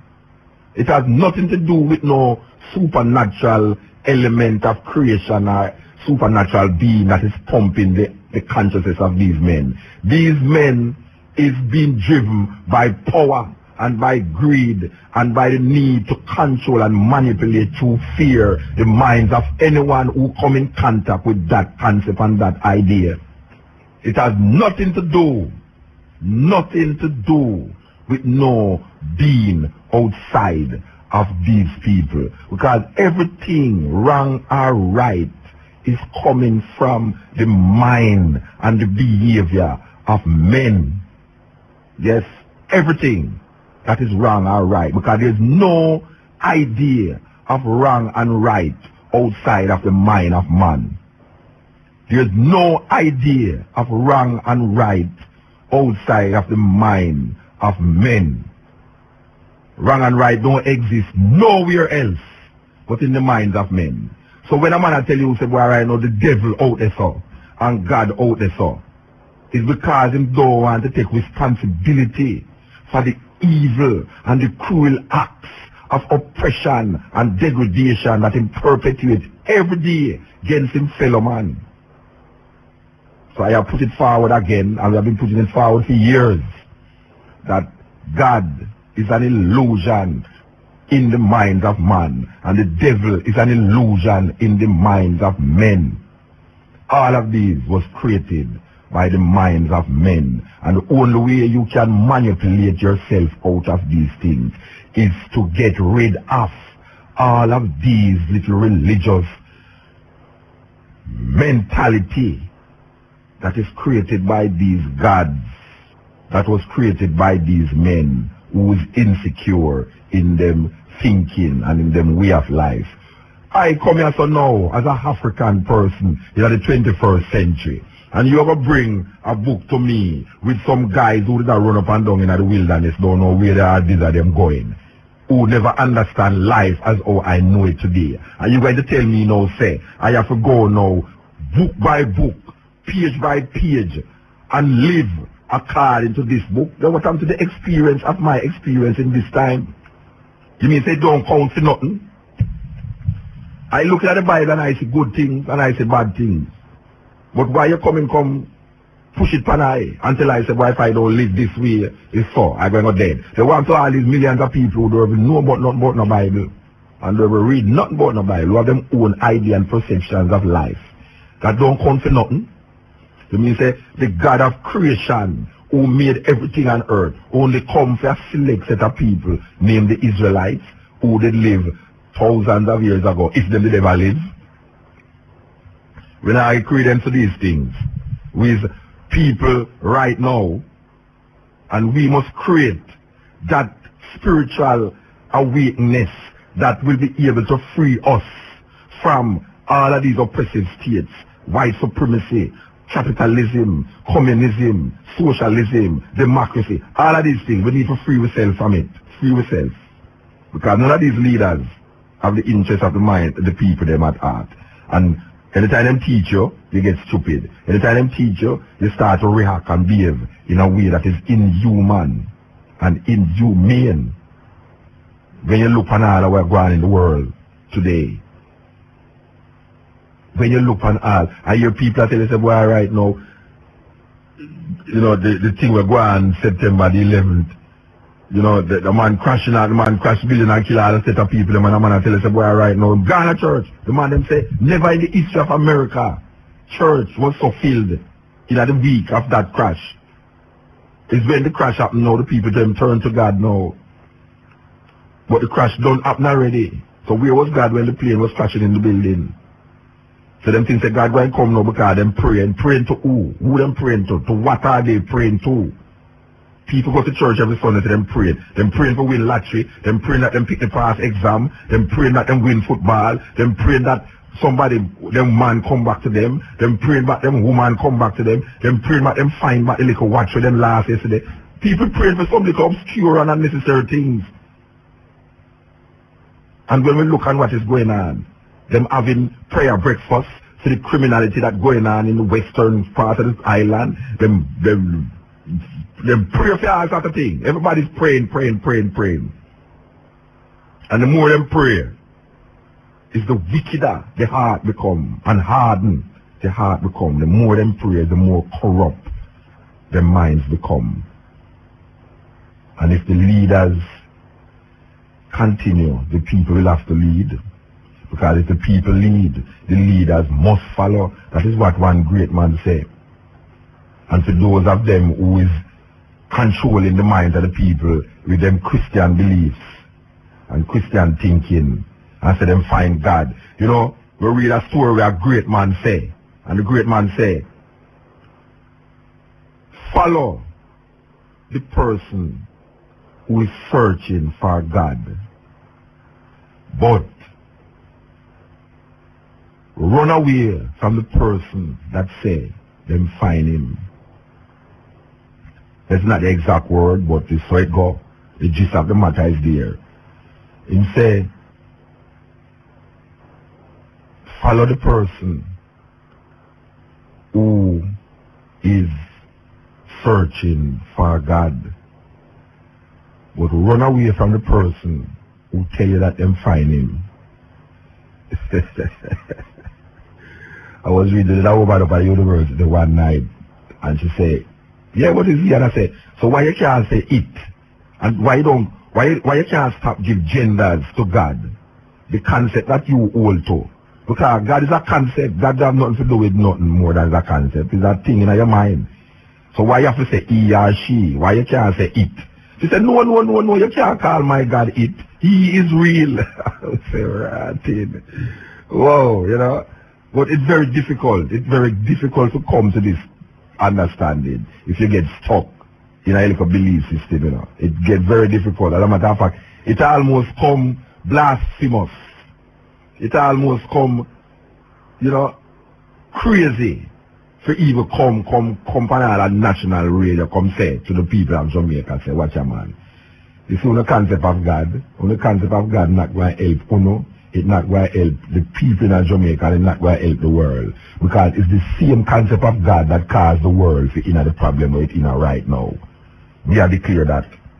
So if you continue with the same concept, or you expect something new to happen to you, because every day you look, you see things get worse. Every day. And people feel say it's getting worse because they're not praising Jesus. But most people do this thing. Most people do it. There's no shortage of praise in Jamaica. Every little open land you see a tent there. And little more you see a big church building there. I reason with a person this weekend here. And when I reason I said, Baz, him said, boy, MUTA is a dangerous fellow, you know. You're a dangerous person on the radio. I said, why you say that? Him say, you're inciting the people there, man. You're inciting me. I said, what are you inciting the people there about? Look here now. Why don't you keep telling the people them that you don't want to build the church and collect their money and you don't have them be a part of the ownership of the church? Because it's one man and his family own most of these church where you say I go up now. And if a man wants to go, I hear a virgin say when him leave university, him going to build a church. And it's not theology him doing at the university. Him into something other than theology. But him feel say when him going to build a church. Him going to build a church because he say money can make out of it. And that is the way to go now because it's tax free. It's tax free. Why is it that Jamaica in so much deficit for money and the church collects so much money in Jamaica and they're not paying no tax? Why is it that the church is tax free? This is a whole colonial European mentality that has perpetuated itself, but tell you say, because the church is a church of the Lord, it was tax free. This is the 21st century. The church is not giving no money to the Lord, because there's a story about the preacher who collect the people their money and them say, look, you're going to throw the money up in the ear. Anything where God take is for him one, and anything where drop a gun on my one. Yeah, that's right. So it's a thing. The church should be paying tax, because the amount of money that passes through the church every Sunday could help the deficit in our cash flow in Jamaica to build roads and schools and hospitals for black people to go by instead of waiting for God to put them in heaven and waiting for them to die to take away their other inheritance from them. The church needs to pay tax in Jamaica. What kind of mentality is that continue in the 21st century to say the church must pay tax? Give me one good reason why the church must not pay tax. Why is the church exempt from tax in Jamaica when we don't see the church money? We're not talking about food for the poor and all this, because most of this food for the poor place is not church give them the money. It's little organization that is outside of these churches. A lot of these poor relief places is funded by other people other than the church. But if you should look at Jamaica, as Jamaica is, them say Jamaica has the most church per square mile per capita than any other country for its size. And if you should just examine how much people in 1 square mile, how much church you see, and every Sunday them church they cock, and every Sunday them collect money, and if poor people even drop $100, because poor people now go to church again with no 10 cents for drop another plate, them now have a plate collection, a box and bucket them and they walk around with nowadays. You know, see the plate. First time I used to go to Baptist church with my granny, they walk around with a plate. And everybody can see everybody a show. Then sometimes you see them have a little bag, like a bingo bag, and them just drop your money, nobody can see.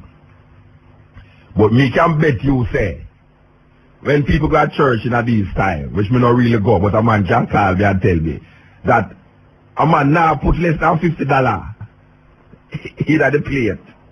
You understand? And then church they cock. So you can just imagine in 1 square mile of church how much money collect. Much is it about in a Kingston, just in a Kingston. The amount of church in a Kingston is full up per Sunday. You can just imagine how much money collect this Rasta. The money we collect in a church for every Sunday in a Jamaica. Suppose it can alleviate enough things we are going on in Jamaica right now socially for the people them. But we don't see it spilling off in the wider community most of the time. All we see is big and brighter church places going up and more recreational facilities for people who don't want to go to parties, but they have their own party, who don't want to go to a Stone Love session or go to a Sting, but them have them stage show where go and see them like Sting, don't go think them I say is Jesus, and the man them over there so I say Jah. But no difference are there, because of the same kind of music, the same hold up your hand if you love Jesus, wave your hand in the ear if you love Jesus, and the same DJ are go on and things. So no difference are there. But them is exempt. Them is tax exempt people. I vex about those things. I vex about that Rasta. Where I see my country can be really, really money earned every Sunday.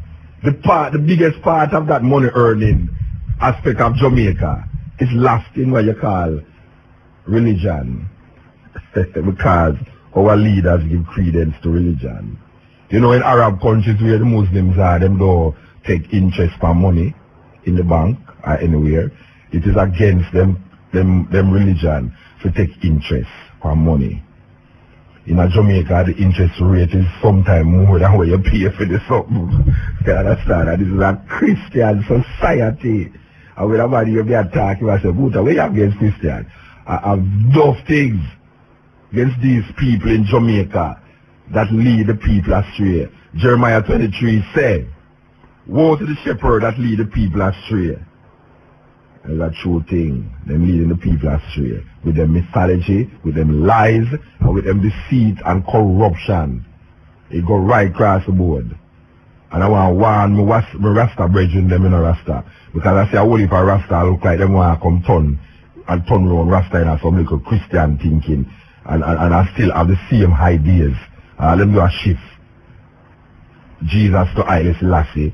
And shift so little crazy talking to Rastafari. We must stop it. We must stop it. You know, see? Because if a man attacks to Rasta, it's not a religion, it's a way of life. Him can't have no religious processions and then I come tell you, say, boy, I see him like a Rasta thinking more right than the Christian thing. When you really check it, all him do is switch, whatever I say, is switch one thing for the next, but it's the same thing in a disguise. No Rasta will say I do that, and they must stop it. You know, see, you must stop it, because your children, they want to come and fight against Rasta, see them like how you are fight against the Christian there. Yes, cutting edge. Yeah. My Lord. Blessed. Oh, you know Jesse? Well, MUTA. Over there, right, did you hear the program? Yeah, man, the program you hear about our church. Yeah, we just have a talk by a brethren, a bishop, where I leak down the Adam and Eve story and the virgin birth, and show man say, well, right now, man, to just get real, you know? So simple, just get real, you know? So, you know, man? Yeah, man, today I follow the vibration and I hear Garnet as usual. Yeah. I know the Garnet has put on a patent on his voice, so it's unique. I hear a bunch on fire everlasting. Yeah, give thanks. Yeah. But guess what now? I reach up to 99 and the eye, and Garnet talk about Wall Street, them time the Wall Street in the Dow Industrial, I climbed to 11,500, level to 12,000 points. And a virgin call and say, oh, yesterday I'm respectful, but now I follow up on one because Wall Street make me rich. I'm not telling him to pull in money and run. And he say, no, sir. But from 2,000 to now, at 3,000 points Wall Street lose. So all I'm going to invest get a beaten. All Jamaica. No, all of them don't get a beaten. So I know all the virgin now. On vibes, Steve. No, I say all of them don't get a beaten. Because Wall Street seems to be going stronger now. Since it's September and everything. The war, balance it now. No, that means maybe a man create a war to make Wall Street get more powerful. But that's exactly what I want, but that's why I show the message now. Still, Wall Street is a casino. I want to tell all the bank of them in Jamaica, because you don't know the bank of them in Jamaica. Remember I say, the crisis will go through the other day, you know. I went past young up by a bank of Miami and I straight on Wall Street to be the first Caribbean youth, I straight on Wall Street, you know. And chaos happening, you know, Eagle Merchant, Tumblr, everything Tumblr and FinTech, come take over. But the bankers then still invest on Wall Street, not knowing and realizing that it's that gangster run casino. And them guys don't want to show them and them to know that. Because when they're ready to cash it and bid, and then when they're ready to make it billion people won't lose. Wall Street lose 8 trillion, yeah, some money lose. By 2000 to now 8 trillion them lose, now one out of pocket is going on. So, poor people, one night Bank of Jamaica, and poor people don't know them things there. So we are Minister of Intelligence, you have to know. It's a matter, my lad. And remember, church. A church with the people, because remember they're not state and church, you know. A church and state. Yeah, church and state. And that we know. It's a matter, the people them don't want to see say their life is being controlled and manipulated by a force that them feel says outside there, but it's really inside of them, the force there. It has been imprinted and indelibly put there. That a one who feel say, you know, it's him a do the thing, when it's not really him, but him is controlled. You know, it's very difficult to tell a man say he's controlled when him don't see nobody around him and control him, you know. But him don't know about psychology. The people them still wait for Jesus to come. You feel so? More than what you mean if them still await? Them still await? Me I tell you to the church, them cock a Sunday. How you talking about? Them feel that you what the Christian faith do know. The Christian faith make you feel say the worst thing is the worst socially and economically and politically, the worst thing is the nearer Jesus is. And that is a weird concept, you know.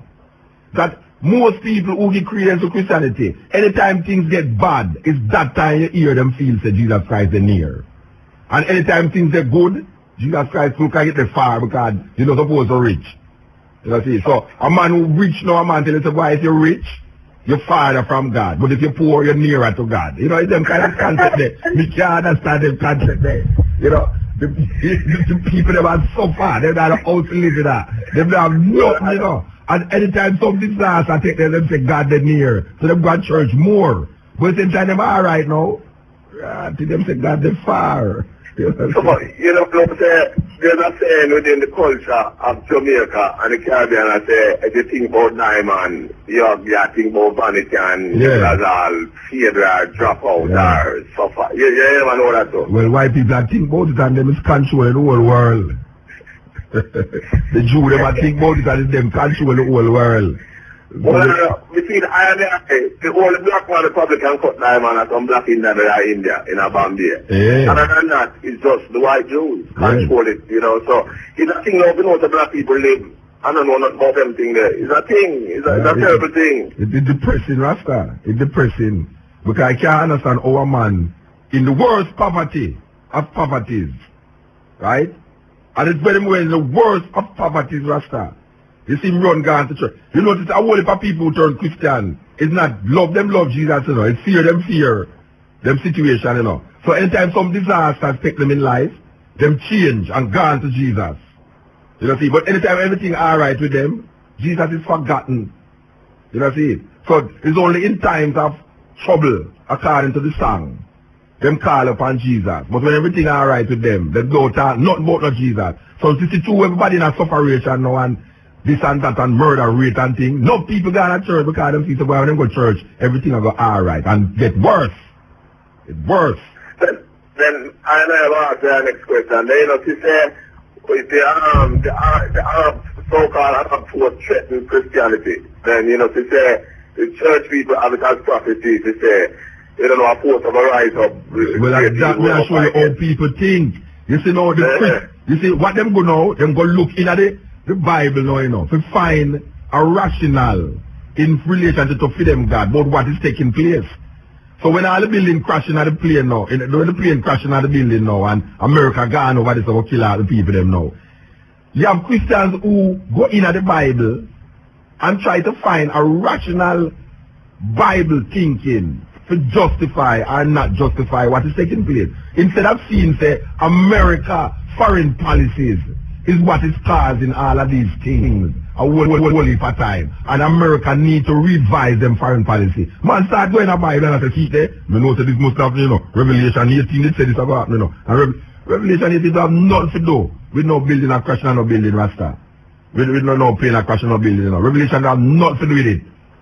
Man must wake up to them reality there, because every race, every nation of people who read the Bible, anytime something affect them turn to the Bible to see how it relates to them. In every time, in every ages, from the Bible was given to us 2,000 years now, everything that happened to mankind in relationship to Christian thinking, people turn to the Bible to justify or not justify the action or the reaction that take place in the reality of the life. So the Bible is not a specific time period. The Bible, man use the Bible to transcend the time period that we're living in. You know. But when you're living in that period there, if something happen, you say, see that the Bible, yeah? Then we don't know, sit at the Bible, Rasta, see it there. It's like how some man look at the Bible and then say, boy, I listen to the Almighty, see it at the Bible there. That means if you never have the Bible, they wouldn't know that, you know. They wouldn't even come to that conclusion. A man look at the Bible and say, see there, in a Leviticus, it tell you, say, homosexuality, wrong. He couldn't come to that conclusion, the Bible is looking for the natural order of things, you know. You know, see, you have to turn to the Bible. Yeah, man. They don't say the Bible tell you, say, homosexuality is this and that. They suppose Leviticus never say it. You only understand, say, that just by looking at nature, you don't have to even give credence to that. Why you have to turn to the Bible to know that? And then want to the part of the Bible where now we oppress women, like the man I tell you about the 10 Commandments. The 10 Commandments, thou shalt not covet your neighbor's wife, nor his oxen, nor his this and that. That means that you have put woman and oxen and all them things together. And lump up woman together. Woman not see these things. Woman not see this. Moses did learn things in Egypt. And when Moses give the people them, the Jews them, is where the Pharaohs them give him. And it's more than that the Pharaohs them give him to. So you have to go back to the root of where Moses go learn for him thing. To come learn about the essence and the quality of life that black people used to live before all of these Bible doctrine come and mess up and mash up the whole concept of the thing. You know, so I will fix up the Bible now. Eh? I will press the Bible print now. Oh, which one? Oh. The press? The oppressor. The oppressor. You know, Oxford the press. Oppressor press. You know, the Oxford press in England. Oxford. Yeah, when I look at this thing in a Rasta tradition now is Rasta will worship Bible and Rasta will I say, my Lord, we have to look for the Bible good in a car. The Bible have black people across Egypt. And Egypt have one highest existence of black people worldwide. And have I across Egypt.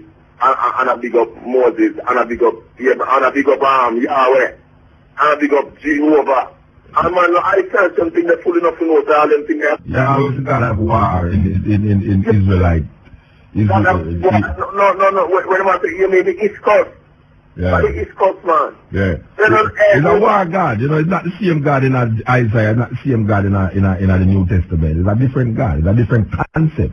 You see, when Isaiah and Jeremiah and them man they come, them kinda balance the thing a little more. And in at the time now when them say now Christianity evolved now from this thinking, them balance the thing even more. So we come now in the 21st century. We can't go follow point blank everything that happened 2,000 years ago and everything that happened 5,000 years ago. We have our own intelligence, we have our own information, we have our own thing that is going on now. So we need to evolve out of those things now and come to a reality of where we're there. It's just simple that. You don't need no big scientists and no big white boy to come tell black people these things. Or black people just stiff-necked and fool. That every time white people talk, them agree. And every time black people talk, them say, well, this is the way I say, Rasta. You know what I mean? Yeah, I told you. Not a program with Gavin Minor. Look at the moment. Can ride bicycle. So 6 months bicycle all over Kingston all over Ghetto. Yeah. I go and love mankind out and give tea and talk to him. And no one to do nothing. Yeah. And if you have to come and get to ride, what you want? Call police. Rasta come and get one Sunday, you call police for the karate. 2 white guys come with white shirt and black pants with a bicycle and a Bible in their man. You call him at your house and put him by your veranda and give him your daughter too. What? I saw them go on. And say, oh, a nice white fellow. Come in. You know, see, white people now have a rabbi, you know, but a Rasta man who come at your gate one Sunday morning, is either beg him or beg you something, or is rob him come for rob you. You know, see, but you know, you see, meanwhile you look on a Rasta man for rob you or your silver and gold, the white man can come in and rob you your mind. You know, see, it's your mind him coming at your house come rob you, you know. So when you take that 2 white boys in your house to sit down there and talk to you, You feel say your jewelry safe inside, but your mind gone. So you go and rob the Rasta man who come at your gate now and feel say why the Rasta man come there to come rob you at your goal. When the white boy come in there and rob you at your mind. So which one is more precious, your goal or your mind? You know what I'm saying? I saw them soon after I get to know and them boy right I get to know. So me can talk to the ghetto youth them and I talk to our Cantibale and Rima and Jungle and all the youth them about Jamaica. All should that took you them all to find that car no feed forward. You them tell me not, they not hear me. He's not I'm more the black people them know that before Jacob them got Egypt, Isis Rael did there, Amen Ra did there, Fat Moses did there, Amen Moses did there. They just want black people to know them thing there. And that book in the Bible, black people to put it away. I'm not trouble and I make with them statement away and I give my Lord. Because I tell you to the Bible confused and the Bible set up to make black people look bad and black people look lower. That Arab can say yes, black people fit in a slavery. So I just want to touch on a point like this now and make and I look about even Tiaga they know not GLP now. I make all some statement and now say boy Kengan can't read and enough to get them contract and rare. So more ask Tiaga say if a black youth rise up and I heard none of Jamaica because you never get university education, if it's not supposed to eligible or qualify to get them type of contract and them type of work there. Or them type of work for just go to certain high class people. That's the thing that I get to you to come from Klein and you know when I have to on bush there and go down a race course and come till bottom there now. And then time they will ride one little S90 bike, you know. To come straight up to come to them thing. And then again, if I believe of them strong Matalan and me say work at done pan time. So what is this now with Agaza Syria now? Then you know, no black man up in them position there. Is that what Jamaica gone to now? And where am I trying to know? Am I trying to ask you? It's typically now. They got to drop typically now. They go against jungle now and TMP and Labour right now. To take it into a personal gangster war. Now Mr. Jamaica to broke out in a gangster war now. So you really think that to Mr. Tiaga now, no? There's not enough grass in a Jamaica to Tiaga the snake called you know. And the next thing you ever tell Shenko, so what Tiaga no pay in the mind. Taking time and do him at the car. All Tiaga want to do is drug of violence. You take him off a team track. And they have to lift them down because justice is justice. They must say two surround them to the eye now. And about no TMP, you know, the TMP, a certain TMP eat food and no TMP not eat and no labor rights to eat. And so they must success even a power and labor rights a role, TMP to eat, and it's so called violence. So, people they know that those in the bias in it. It's when I come from and never to this thing to Jamaica now. And I don't say I'm not going to people the rights to the prominence, you know, get nothing out of earth, you know, who not dead gonna prison, you know. I just want everyone to know that in Jamaica. Because the partiality in Jamaica now, you know. I never talk about Afghanistan and international vibration. And when it comes to Jamaica, we don't iron out them things there, no. No gangster one have a break out in Jamaica. And no innocent people now are dead. And if I ask Mr. Tiaga to drop, I would not draw them vibration. I would just want them to know that it's not going to work, you know. So we talk to you them from both sides. For them to make up their mind and organize to go unite and go Africa to go trade stone. Precious stone. Get me and tell Timali and Jungle and work I say. If you know ever meditate to go unite around Africa, because you can't trade them things without army.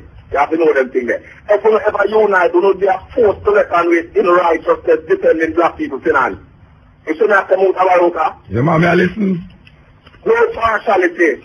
You shouldn't have to tell Mr. Tiaga that they want to win election into the fight politics, intelligent, intellectual. If you have to tell black people and go to it. If people writing speech and say it properly. But I don't go in and gang war now, because now they're working in Jamaica. Too much black people are dead in Jamaica, my lord. 900 to 1,000 on an election day yet. It's where I come from. Well, I was up on the podium, I was up on the stage, we have to make black people know. People in jungle to know, work and Spong to know, and untouchables to know, and show up to know. That's why we stop the nonsense and look towards Africa and unite. And we need army on it, you know. I know this is true for some more arguments in the MUTA. When the movement look white water right up and up to the ghetto. Jamaica and bad man, afraid of white people. We can't say that. I'm not afraid to say that. No matter where them come from down there. They feel that they shoot black people in a second by the blink. They shot black people. But white people, come on now, can I science that? That means I tell you, say, if Sunday morning, some of them people are sitting at them gate and see a Rasta man come at the gate.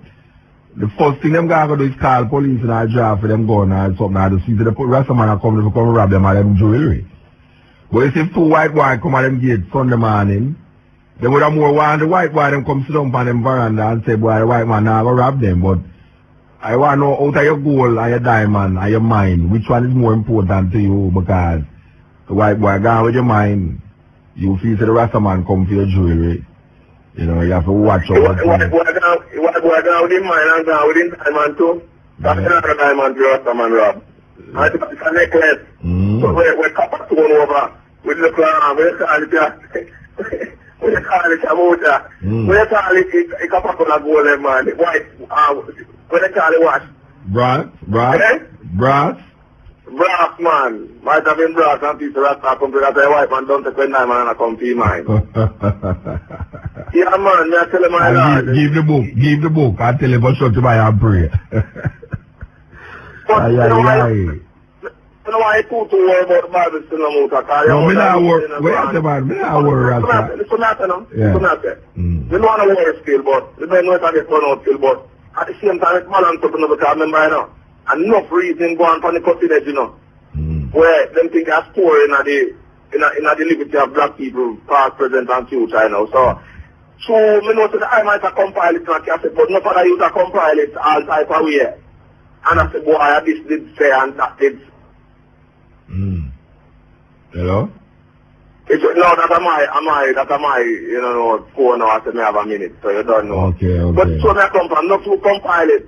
And in the future, you will have it to listen to. Maybe you will know that I and I run and write a new Bible. Of course. So me come from. True experience. It's a man, true liberty and living. Yeah, that true liberty and experience. We have to just know, comprehend what is taking place through our reality and just write our own thing. That is why it's so important that these musicians say the right thing. Because the musicians them say the right thing, it will go down in history as a biblical scriptures. You know, see? But most of the musicians them praise all something what them know about, man, or some Yahweh and something. But anyway, if the Prime Minister named the Saint, what happened? Me know you. It's a year to PJ named the Saint over Portmore, what happened? No, nearly, him faint, him drop down. Have done? Yeah, every time I go over there, him drop down. I'm not saying I'm exhausted. So them put him for rest. So we don't know he must stop rest and all. Man gone, stick him thing done. But I tell the people them say we need to wake up Rasta. I mean it's kinda difficult to tell you at 5 to 3 for wake up, but we don't talk about that kind of wake up there. We are talking about reality check. Reality check. I will say it so many times on this program that it come like a battering board and all, but we can't say it too much. Check your life. Check the collective. Check what's going on in the world today. Check what's going on in Jamaica. Check the philosophy. Check the religion. Check the politics of Jamaica. And tell me if you feel justified that what is happening is what you want to happen. Check it.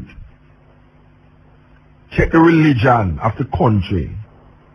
And tell me if the people them who you say carrying out this religious practice and religious belief is nation builders, is role models, is people who is defining a certain quality of life that is necessary for your children to come live. Check the politics of the country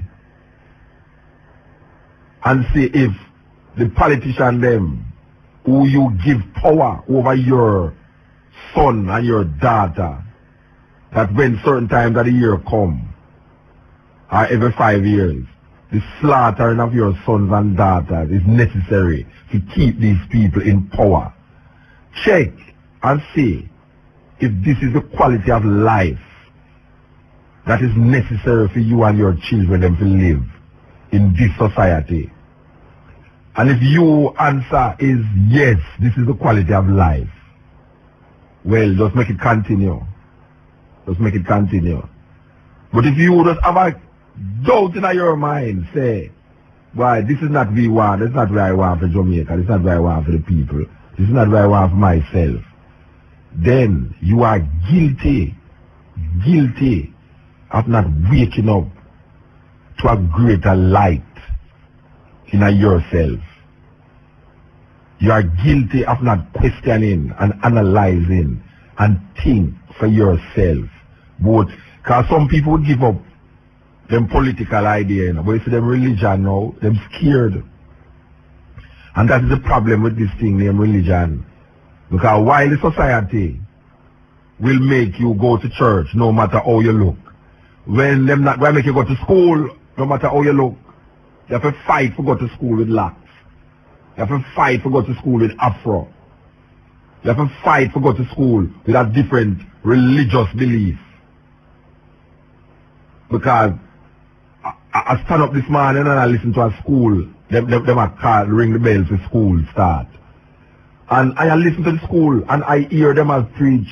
When them give the national anthem and them give the waiting there. And then them going at this religious sermon. And I am saying, wow. They suppose everybody there is not of that religion. How them come to grips with that? But you know where I hear the youth them I say? The youth them I say, that the teacher them I say, if them now come at devotion, them not to come on a class.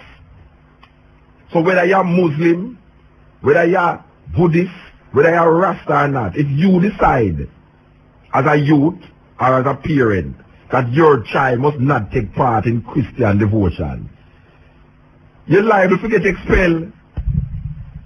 That is the thinking what we have in Jamaica. That is the society where we live in.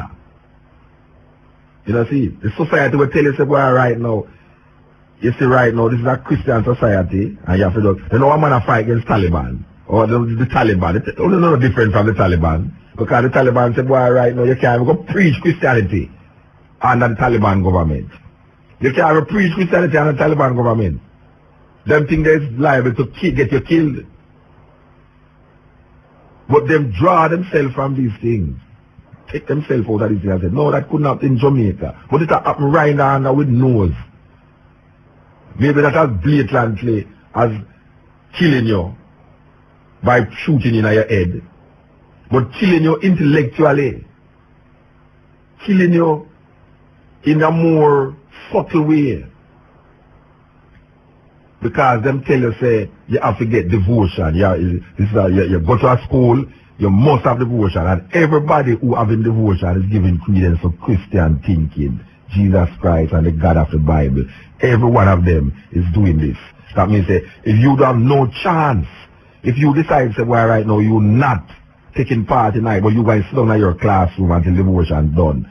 The principal going to come there and say, oh, you're not in devotion. And you say, ah, sorry, sir, but I don't give credence to the Christian God. Out you go. Out you go. You know what I'm saying? I'm not tolerance. What I'm saying? I'm not tolerance. Because I pray tape with man and I praise Jesus. I talk to people every day. You know, see it? People come amongst me, I work with people, people work with me, but don't even have nothing but Rasta in their mind. You know, see it? It's a weird thing. It's a weird thing we live in this society, Rasta. And things not getting better because we now root out the cancer. You know, see it? We are prick it up, put paper upon it and show a little, you know, rub tiger bar more vital or something. We are do. You know, we're not going at the root right and dig it out. The politics and the religion corrupt to the core. So when you can reach a pass now, when you can reason with a pass and a pass tell you say, well, I'm gonna build my church, yes. I'm gonna build a church, yeah man, I'm gonna build my church. You know, see it? Yeah. That's a fever vision. Every young youth right now, we are third pass or get ordained or what them call them. Them a look for go build a church. And so the youth tell me, say, boy, when them leave university, I'm gonna build a church, I'm gonna go preach. And I say, yes, boss, go and do it. This is the money there. This is the money there. Nobody can stop you. Earn money. I just so it go. Blessed goodness and all that is of positive to you and the family. What you say? I'm there. Nice. Give thanks for the head upliftment of the people, you know. Yeah, you don't listen to the talk by the man? Yes, man. What you say? Right. And then from the start, man. Yeah, man, good time. Yes. The development here so is that I want to respond to some of the things and just make a quick statement, you know. Mm. Yeah, them say it's 3 years to catch Bin Laden. Them take what? Them say it's 3 more years to catch Bin Laden. What that them say? Yeah, that them a say. Them say them kill one of them son today. What's there?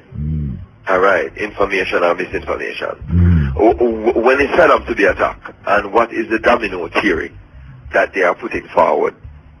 Right? Domino theory, of course, meaning going forward and taking over the islands and all that. Yes, yeah. Is it a 3-year solidification campaign with them depend? It is something to look at. To respond about the Moors, of course the Moors are Muslim, about baths and all that. Islam creed that one prays 5 times a day and make salat by washing and so forth. So again, that whole element is something where is part of the tradition. Yeah. In all the denominational forms, it was forced on us. So we must refuse Christianity from that viewpoint. So to empower what the ayah say about the Christian forward. Paul, commissioned by the Roman authority, was a soldier and fell on his face to Damascus, which was most possibly a story. We also see that the whole allegorical element, then Christianity came into being. This whole Essene upper rock life of Jesus is not lived as it is now.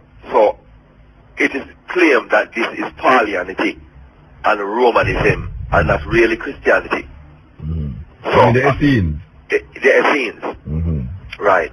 My statement here so ingoing is that this is an empowerment that we must establish liberated agenda for our children and our future.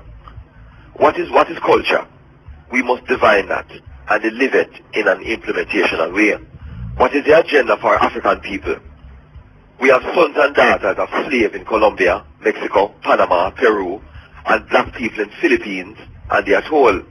They are looking to us, people here in Jamaica, on some levels, for liberation and an outlook. For example, in Hawaii, they have joined reggae to the traditional rhythms to call it Jawaiian and play both of them together. In Tonga, the same. So we need traditional culture and to study that element and to pass it forward to a futuristic endeavor. I'm going to tell you something now with Christianity now. Got you. You see, anytime you embrace Christianity, it will allow you to keep your indigenous culture. Because there's no culture in Christianity. Go ahead. You see, so what happened now is that if you're an African in a certain culture perspective, when you embrace Christianity, you start to see your culture as derogative or as opposed to Christian belief. Okay. It's a whole heap of religion, and I can tell you a whole heap of religion that allow you to keep your culture, but still maintain that religious perspective. But Christianity don't allow that. That is why Christianity is so oppressive to indigenous people, especially African people and people of color. That is true, MUTA.